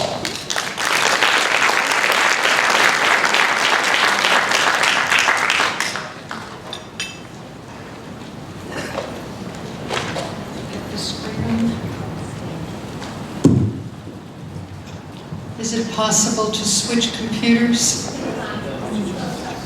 Great. Ladies and gentlemen, thank you for having the persistence to remain for this final 10 minutes. That's what I was given. I'll probably do it in a little bit more, but I'll do my best. I'm delighted to be here. I'd like to just comment on two of the speakers before mine, Alex Berenson and Dr. Volko. Dr. Volko mentioned in her brilliant presentation of the number of marijuana users increasing amongst pregnant women, and Mr. Berenson commented on the dishonesty, I hate to use the term, the fake news of the press in denying things. A few years ago, I was asked by Women's Health to comment on the use of marijuana in pregnant women. And for very often when I'm asked these questions, I literally spend a day or two or three digging in to look at every possible aspect of it in the scientific literature. And I sent this reporter 8 pages of data on marijuana and pregnancy and the developing fetus. And when the article came out in Women's Health, there was not one comment from those 8 pages. And I wrote to the editor-in-chief and I said, this is a travesty. This is intellectual dishonesty. And I got no answer whatsoever. And that is what we are facing in our community. We are also facing the fact that our nation and the world is at a crossroads with regard to drug policy. We are seeing a massive, massive move towards a change in policy.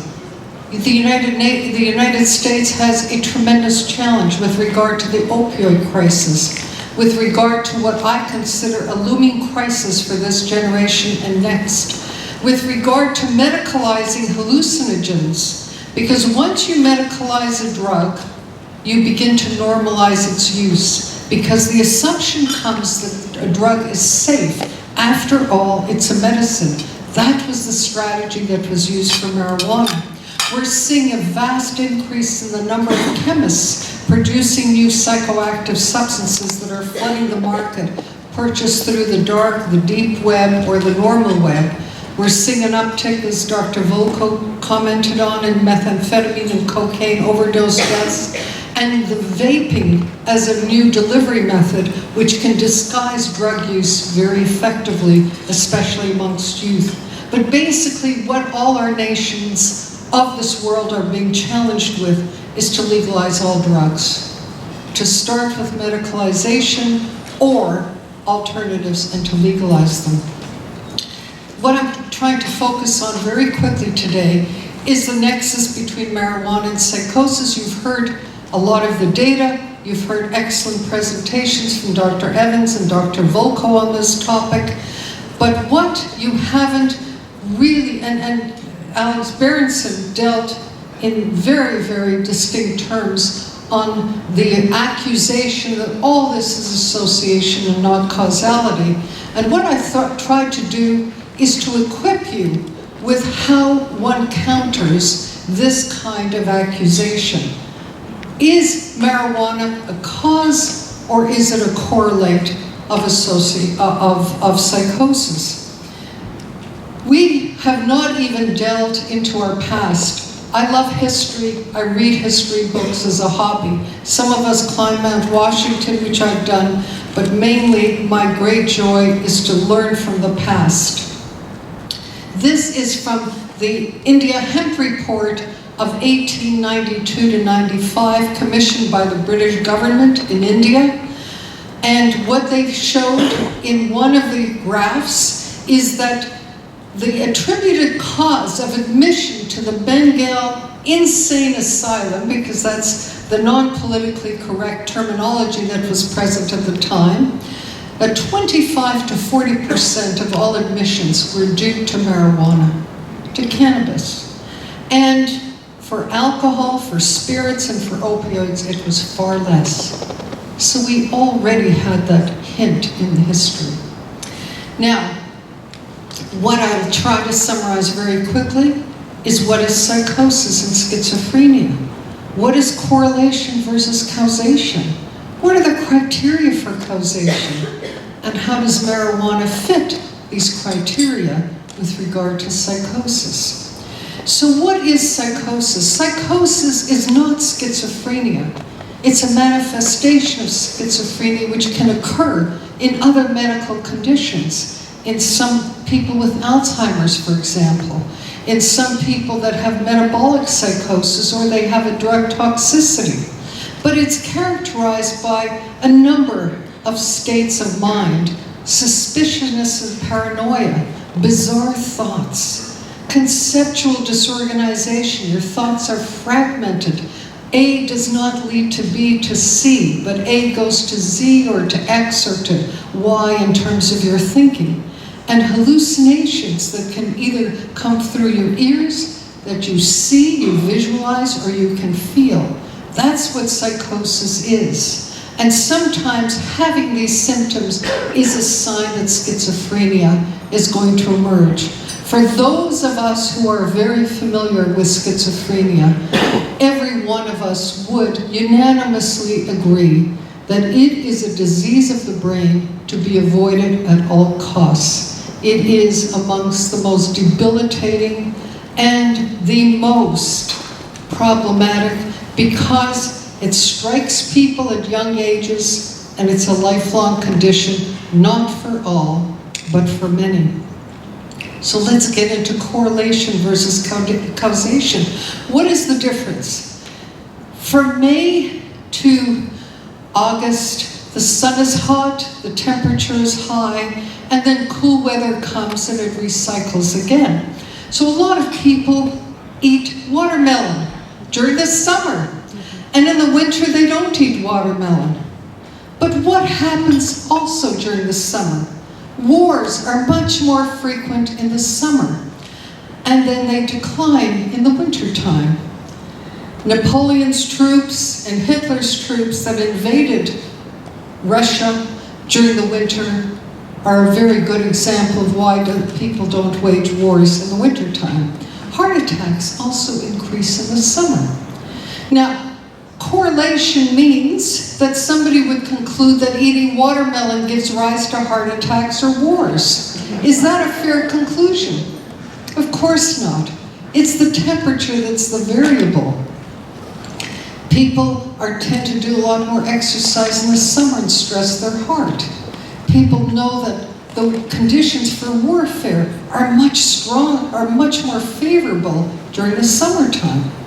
So it's very simple to say that watermelon doesn't cause heart attacks or it doesn't cause wars. Although if there was a toxin in watermelon, we may be able to rethink that. But the association sometimes gets fuzzy.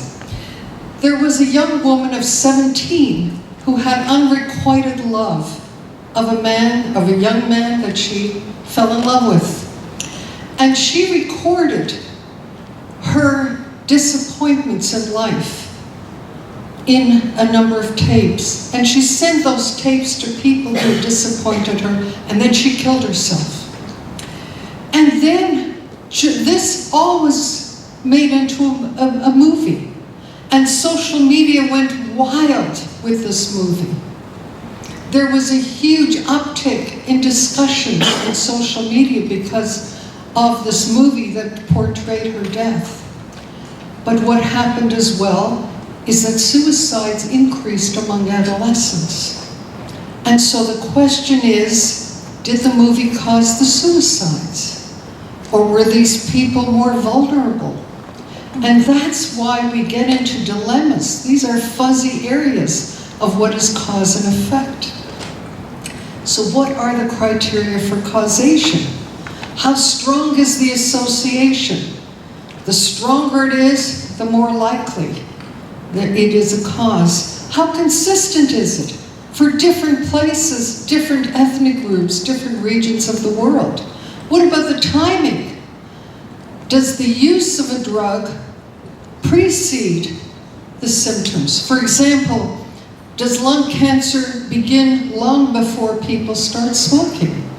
What about dose response? If you increase the dose, in other words, if you smoke 2 packs a day, are you more likely to get lung cancer than if you smoke once a week or one cigarette a day?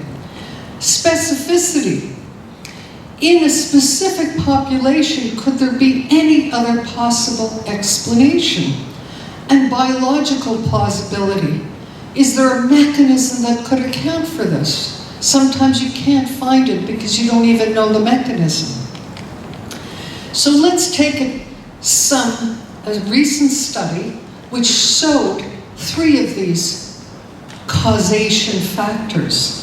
This was by Marta DeForti, and she compared never users of marijuana to those who rarely used, to those who used less than once a week, more than once a week, and daily, and also whether or not the THC, the strength of the marijuana, was less than 10% or greater than 10 in London.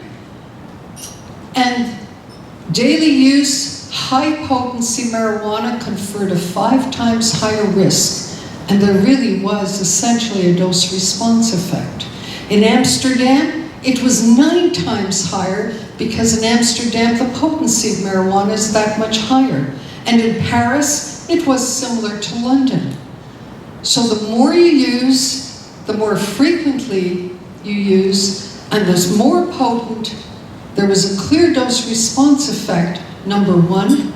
Number 2, a 9-fold, 5-fold, 3-fold increase in the incidence of psychosis is very high. And it was in multi-site. She actually measured it in 11 sites. I'm just showing 3 cities, a tale of 3 cities. And there are many other studies that have also shown dose response effects. What about consistency in different places? There are at least 7, this is old data, 2007, showing that in 7 different countries, there was an increased risk of developing psychosis in different nations based on the use of marijuana. What about timing? Eden Evans showed this wonderful data from her study and Sharon Levy's, but this was published in the American Journal of Psychiatry, that young people, these are adolescents, if they use for 1 to 2 years, or 3 years, or 4 years, they show pre-symptomatic psychosis or subclinical. They report more bizarre thoughts as a function of how long they've used, more paranoia, more hallucinations, more subclinical psychosis. The longer they use, the greater the risk.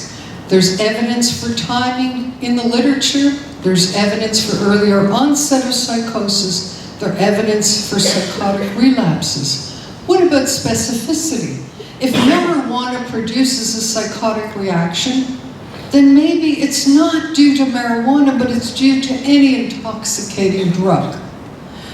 So this was a study that was just published, showing that if people are hospitalized for a psychosis, but not schizophrenia, just emergency department or a visit to a doctor because something is wrong with their brain, the probability of them converting to schizophrenia or to bipolar disorder, if they've used marijuana, is very high. In fact, 47.4% convert within 20 years, and half of those convert within 3 years. And it's much higher than for alcohol, for opioids, sedatives, cocaine, amphetamines, hallucinogens. The greater the risk is young people, and there's several other studies that have reaffirmed this. So what about biological plausibility? If drugs that dampen the psychosis of marijuana also dampen schizophrenia, there's some plausibility. So these are normal people who've been given intravenous 2 milligram of THC. Compare that to 70 or 100 milligram in some of the smokable marijuana. It's about 35, even much higher potencies. And the delivery system, as opposed to IV, is somewhere between, on average, about 40%. These people are treated, these are positive, this is on a PAN scale of positive symptoms of psychosis, and if you give them haloperidol, which is used to treat schizophrenia, the symptoms decline.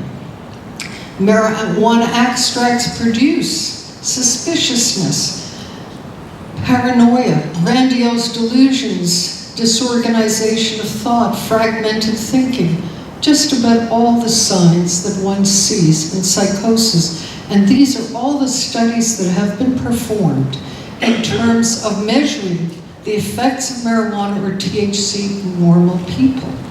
So, where do we come to in conclusion? Is it causality or association? There's about a 1.5 to 9-fold risk for psychosis. The strength of the association is strong. There's consistency. Different places, different populations show similar outcomes. The timing. Marijuana generally precedes psychosis and schizophrenia in prospective teen studies, and it lowers the age of emergence of schizophrenia. Dose response. The heavier the use, the more potent, increases the risk. Biological plausibility, and we've gone through that criteria, and specificity. The use of other recreational drugs develops psychosis less frequently. Even drugs such as amphetamine and cocaine, which give you a brain awash with dopamine. It's less with those drugs than it is with marijuana. And these are some of the literature citations that underlie these conclusions. So from this point on, I would say the weight of the evidence is leaning towards causality very, very significantly. The other day, actually it was about a year ago, I was at the Drug Enforcement Agency giving a presentation, and there was a psychiatrist, there were two of us talking about it, and she was far, far more conservative in her conclusions. And one person stood up at the end and said, "I don't understand you." She pointed to the psychiatrist and she said, "Why are you using standards that are much higher for marijuana than you're using for almost any other disease?" Because people who are obese don't necessarily get diabetes. People who don't exercise don't necessarily get heart disease. You seem to assume that every person who uses marijuana should have schizophrenia. She says that's not the bar, the standard that we use for other disorders. So I'd like to close with a very significant thought that I've harbored all my life, and that is, we are not waging a war on drugs. Not at all. This 3-pound organ above our neck, we revere more than any other organ in the body. And we revere it because it is the repository of our humanity.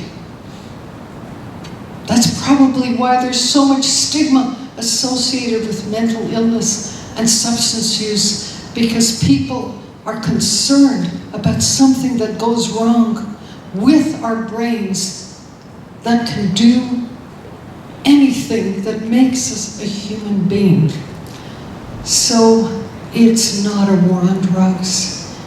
It's a defense of our brains, the repository of our humanity. Thank you.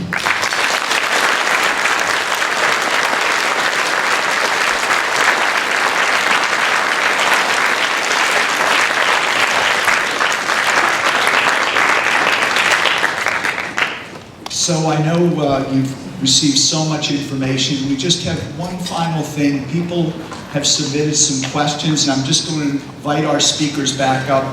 for just 10 minutes to answer a couple of questions that were submitted.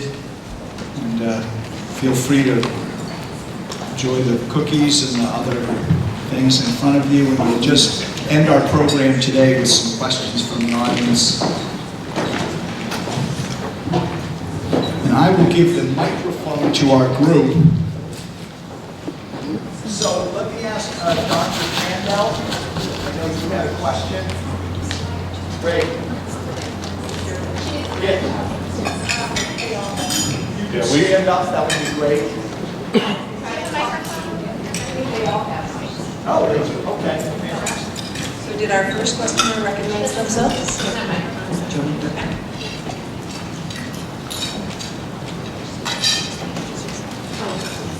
Dr. Kendall, but my question relates to a family member with a diagnosis of serious mental illness that started in college after using quite a lot of marijuana.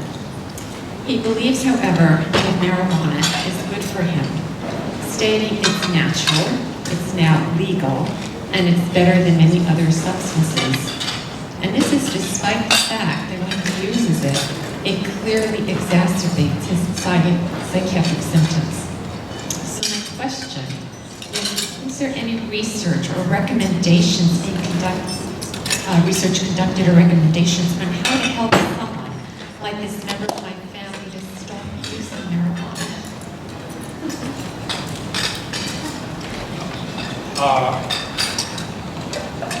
I interviewed a couple of psychiatrists in Denver for the book, and they see a lot of psychosis around cannabis use, and they were very pessimistic about this. Unfortunately, they said that in general it's very, very hard to convince people to stop using or even reduce their use. One of them said, he said, I try not to attack it head on. I try to talk to people about the problems that they're having and hope that they'll make the connection for themselves. He said sometimes that helps a little bit, but that because the physical toxicity is less, for marijuana than for alcohol or cocaine or opioids, people convince themselves that the use is not what's driving the problem.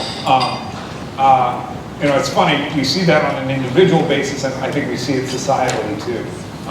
But because you don't get hangovers, or you don't have, acute withdrawal symptoms as you do for opioids, people manage to convince themselves that whatever's happening is not a result of the cannabis. Yeah, and I would say also one of the things that we see in all of the diseases, which is the concept that we term denial. And I'm sometimes denial when I'm sick. Being able to see that something is not right within yourself is not always so evident. And this becomes even harder when you have a problem associated with the use of drugs. Because one of the things that drugs do is they disrupt the neurocircuitry in the brain that it enables us to do interoceptive awareness, to evaluate your own sense of well-being. If that is not functioning correctly, you may not be actually aware that there's something wrong. So within that context, you have two things coming together that's going to interfere with your capacity to actually see illness. And indeed, in many instances, when someone has an acute psychotic break, and even when they are more chronic, there's not always associated with that development of the disease of awareness that something is wrong.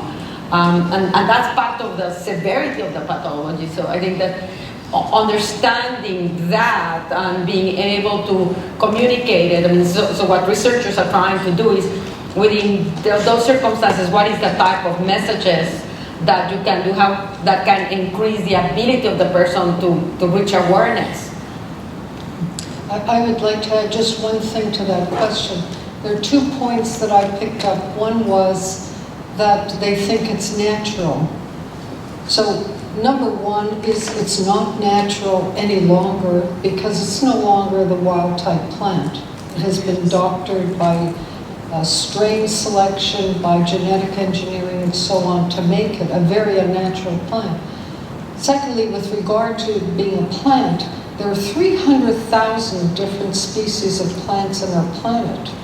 The vast majority of them are poisons.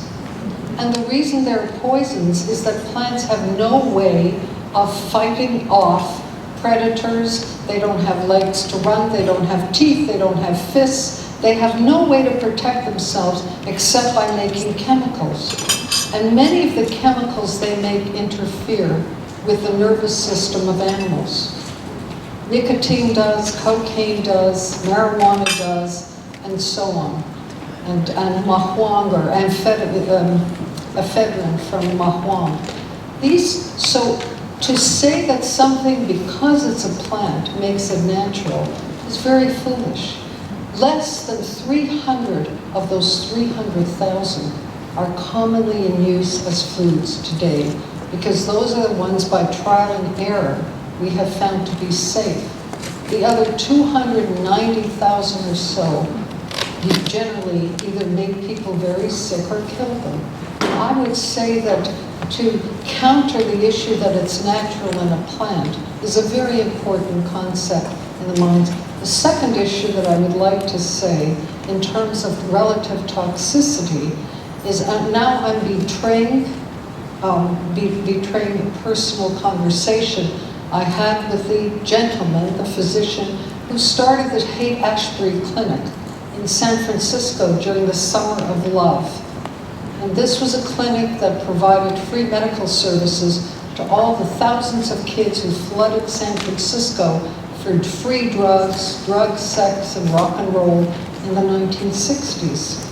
And I once asked him in the back seat of a car, David, what in your experience, because he has medical records on tens of thousands of young people, what in your experience is the worst drug that you have ever encountered in your practice?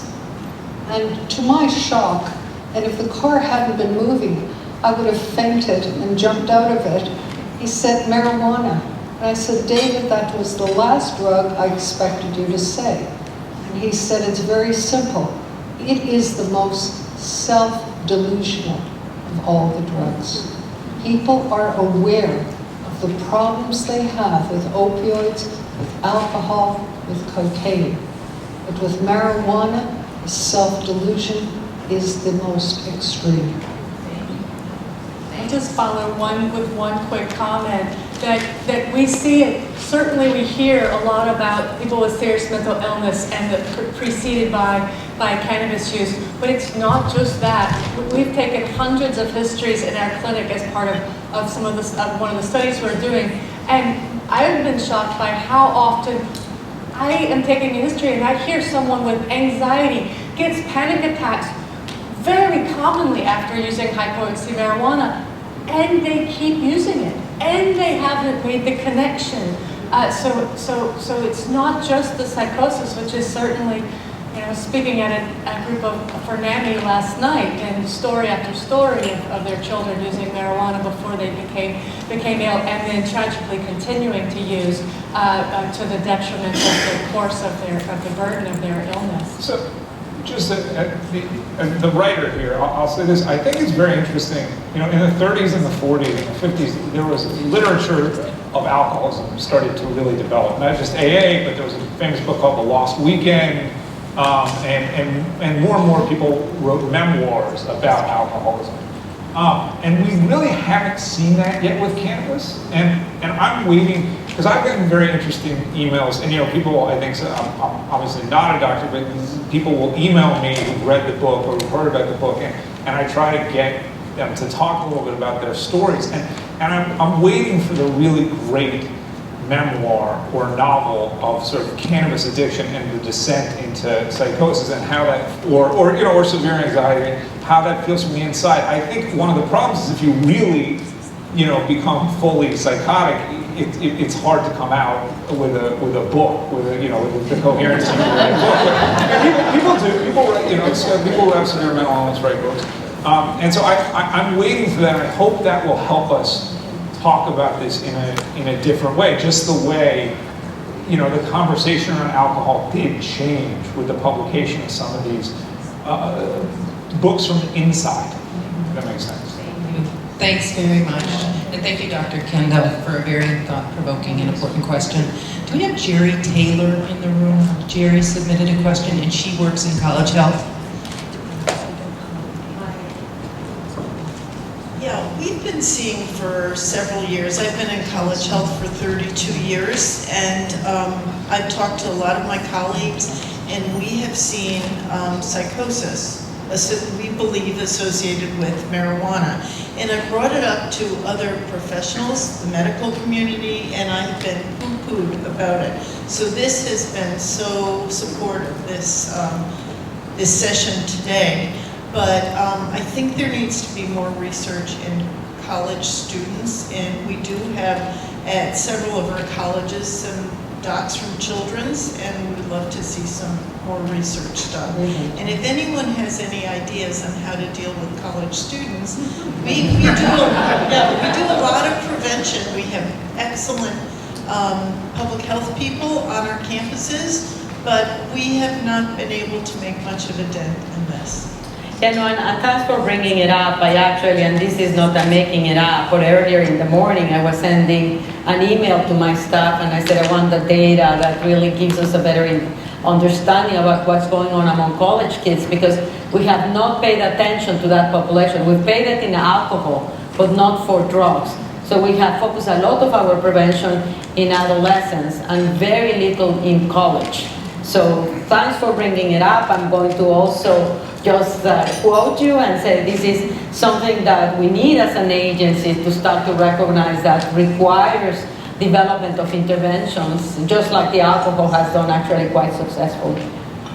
And I'll just add about talking to younger people, especially college age. It's important that we just be honest about it and not kind of be like scared about it. I was on a panel testifying before a state senate or a state hearing one time, and the one person that was on my side against commercialization kind of just said, well, you shouldn't do pot because it's bad.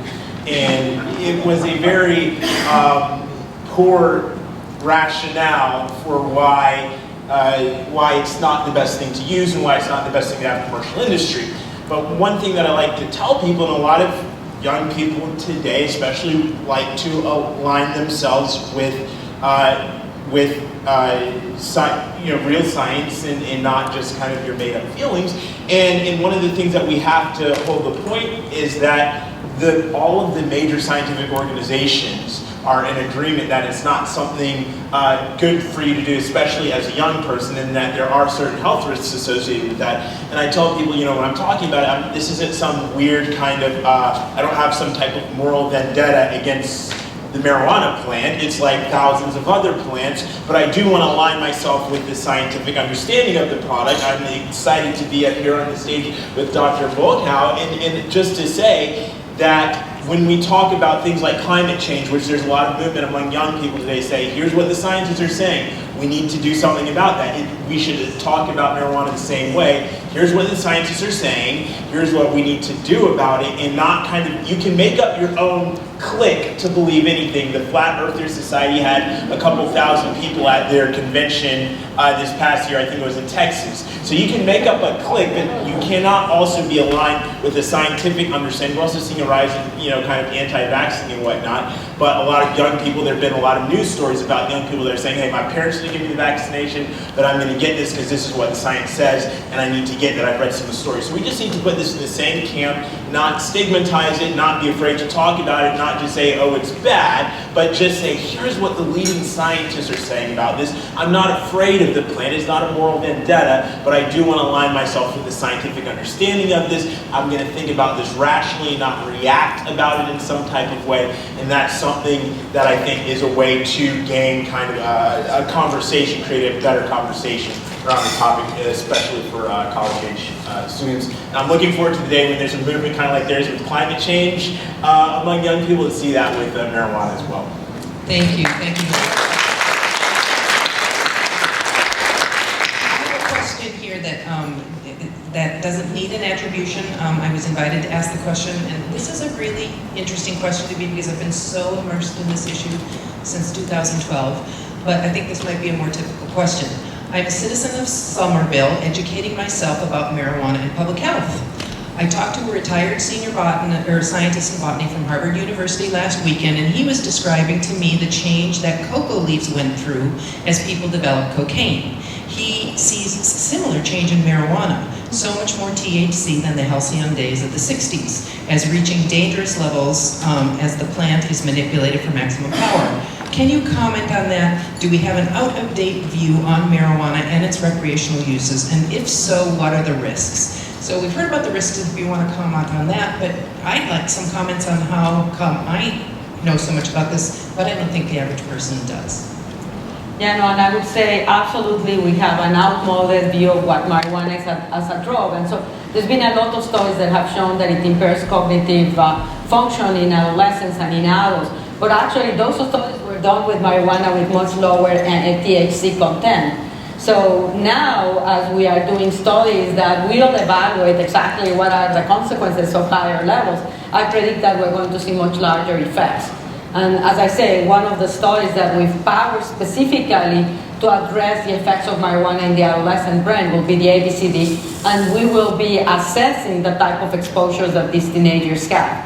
So even though the data has already shown that we should be expecting adverse effects, I expect it to be much worse. And I think that to what we have seen all, and certainly in the emergency departments, is that the very steep increases in admissions are a reflection not just that there are more people smoking, because there are more, but they don't account for the much greater magnitude of increases, the fact that they are taking a much more potent marijuana. And it was also mentioned earlier in terms of the hyperemesis syndrome. That was something we did not know anything about. We did not know, for example, that cannabinoids could produce vasoconstriction and lead to a stroke. That has started to emerge as we get cases of people taking high levels. So the answer is unequivocally, we are outmoded in terms of the evidence.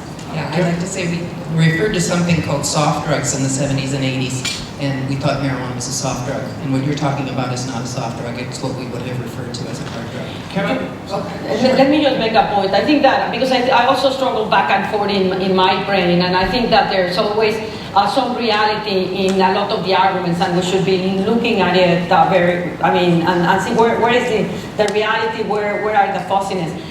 But people like to compare and says, alcohol produces much more harm than marijuana. Nicotine produces so much more harm, because there are 480,000 people dying every year from tobacco, how many from marijuana. But it's a distorted argument because the negative effects are very different. Marijuana is likely to interfere with what Berta was saying, your humanity, you who are as a person, your brain. It is actually, in an adolescent, is interfering even with their cognitive abilities, with their emotional drive, with their commitment. And that can be devastating. And that's different from, yes, tobacco smoking produces much more harm in your lungs, and it will produce much higher risk of cancer. It's going to take many more decades. So when you sort of says, is it equivalent to compare one with the other, I would say, no, you have to recognize that yes, tobacco is more harmful for cancer, but marijuana is more harmful as it disrupts who you are as a person. And yes, Alex. So, just a quick note, and then I actually have a question I'd like to ask you. So we talk about THC going way up, and that's certainly true. CBD has gone down. So CBD has been bred out of the plant. THC has been bred into the plant. And so, if in the 60s and the 70s, the average, a gram of marijuana might have 1 or 2 or 3% THC, but it had a measurable amount of CBD in it too. And there's some evidence that CBD mitigates those psychiatric effects. I'm not sure how strong that evidence is, but there's some evidence. So when you have a plant that is 20% THC, or a semi-synthetic compound that's 90% THC, and there's basically no CBD in there, I think you're going to have more impacts pharmacologically. The other side of it is it's just a lot easier to smoke a lot of THC now, right? Because you don't have to smoke that much. You don't have to spend your night rolling joints and smoking and wind up with a sore throat. You can ingest a huge amount of THC quickly, and it's much cheaper. So the method of administration has gotten easier, and the cost has gone way down. So people are using a lot more. My question to you is this, and I hate to put you on the spot. I'm next to you, so I will. At what point do you think that that NIDA should take a position on legalization? I mean, you're up here, you obviously have a lot of concerns. Does it make sense for you to come out and say, federal legalization is a mistake, state legalization is a mistake? Or do you view your job more as, this is happening, I have more impact as a policymaker if I talk about what the science says, but I don't take an explicit position? Well, I certainly have, in many, many forums, stated, I'm going to give you the data that will tell you whether I am for or against legalization. It says, look at the 2 drugs that are legalized. They are accounting for mortality much more than all of the drugs together, multiplied by 3 or 4. Not because they are more dangerous, absolutely not. Opioids are much more dangerous than nicotine or alcohol, but because they are legal. And yet that magnifies the negative impact. So it says, can we afford, it's not that we want, can we afford a 3rd legal drug? And the answer is, of course, no. But again, we've distorted the argument, because what happens is we are an organization that is based on evidence. So I show you the data and says this is the reason, based on data, why we are opposing legalization. We're going to get many more people exposed to the drug, many more negative consequences. But we provide the evidence. On the other side, we have the industry that is going to benefit from actually selling a product that will be more successful the more people get hooked to it. And they don't care about reality. So they can say whatever they want, and they have an enormous amount of money. So this is where we are at an unbalance. So in terms of, can you ultimately convince, do we have the power to convince the public just based on the evidence? When counteracting it, there is a much more powerful campaign to basically discredit that, and using arguments that are extraordinarily powerful and generating emotion, like this is a human rights issue because we're incarcerating people. So they on purpose confuse decriminalizing with legalizing in order to put in a narrative. The other one that Berta was saying, the whole notion if it is a medicine, it cannot be harmful.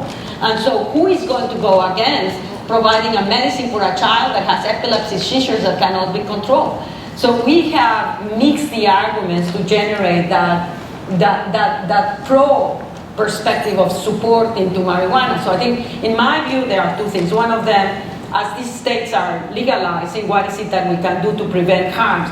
But the other one, what are the arguments and how do we integrate our efforts to make people start to actually activate the frontal cortex, literally, to see that the arguments that are being given by how beneficial marijuana is are hollow arguments.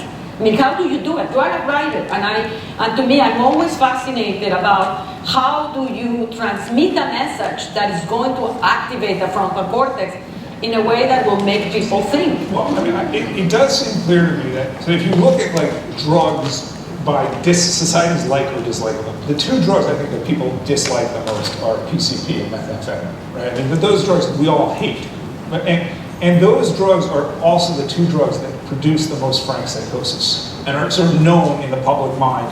They'll make you crazy, they'll make you violent. And that's why this issue, the book, to the extent it's made any difference, it's because that's such a radioactive issue. And it has highlighted an issue that people in the cannabis community just hate talking about. Now, whether or not that's the most important issue societally, I don't know. Whether it's what we should be talking about, I don't know. But I do think it's something that grabs people's attention. But let me tell you, methamphetamine was not like that. We were prescribing methamphetamine for the treatment of ADHD. Right. And in fact, there is this actually, it's a Schedule 2. There is a Schedule 2. Methamphetamine is a Schedule 2 because it can be used for ADHD. And amphetamine, which is very similar, is widely used for ADHD. So the issue was the narrative that led people to become more sensitive, and it seems like we're losing it because now the use of methamphetamine is going up. So it's interesting, and I'm not 100% certain that just psychosis by itself. I agree. It's probably one of the most threatening and scary diseases. But someone that has not experienced it cannot get an insight about how devastating it is. Right, but they can be afraid of the violence. You know what, this is an intriguing question. And Bertha, you shared the Marshall Project there where there was an email debate among panelists, and I'm really wishing... You shared a link on the Marshall debate where Alex was one of the email panelists in a really good discussion that was shareable. And I'm holding a handful of really good questions here. So I'm going to hold that out for Heidi and MAPA and the panelists to maybe be able to tackle some of these other good questions I'm holding in my hand and maybe collect your responses on email and share that back out. Because we're quite out of time and some of you have to get back to an airport or another interview. So I will turn this back over. Thank you so much. I'm going to turn this back over to Heidi for parting remarks.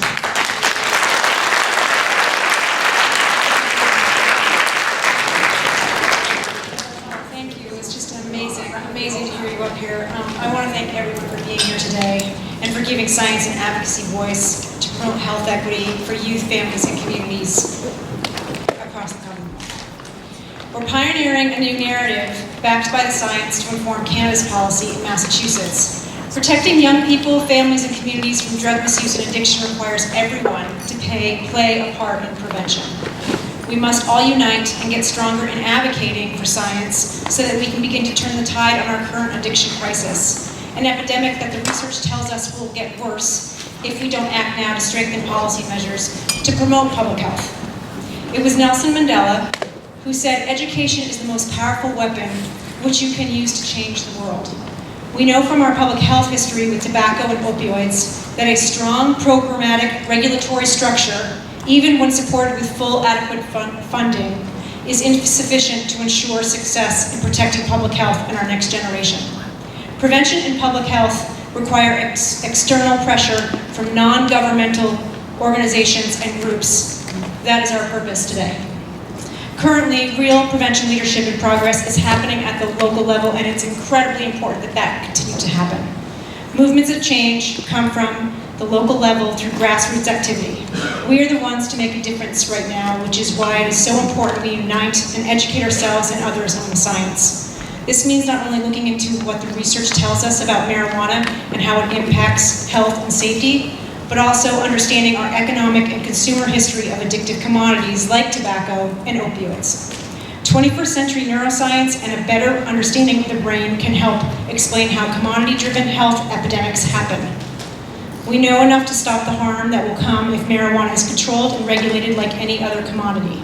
Our work now is to indeed avoid more population-level harms by joining voices and taking action to shift the public narrative about marijuana to one of prevention. It's been a powerful couple of hours, and I want to thank all of our esteemed speakers for being here today and sharing their expertise with us. And thank you to John Sofashef for keeping us on track and leading us through today's program. I thank all our volunteers and vendors. They're incredible people. I just am so grateful to be working with you all. And all our donors and sponsors. If you like what you experienced and learned here, I encourage you all to join in supporting the Massachusetts Prevention Alliance. Every dollar donated goes directly to our advocacy efforts and is tax deductible. If you would like to support this cause, please go to our donation page on our website and make a contribution. It is through private donations that we are able to continue to advocate, educate, and collaborate to protect Massachusetts young people from drug misuse and addiction. Thank you all for your time and energy today. Please reach out and connect with any of the volunteers in the room if you'd like to get involved. We need you. And finally, please be certain to take what you learned here today and share it with others. We're going to have much of the information, as much information as we can on our website, so you can go there, and we will continue to do follow-up activities on this program and on this content. So thank you all for being here. I really appreciate it.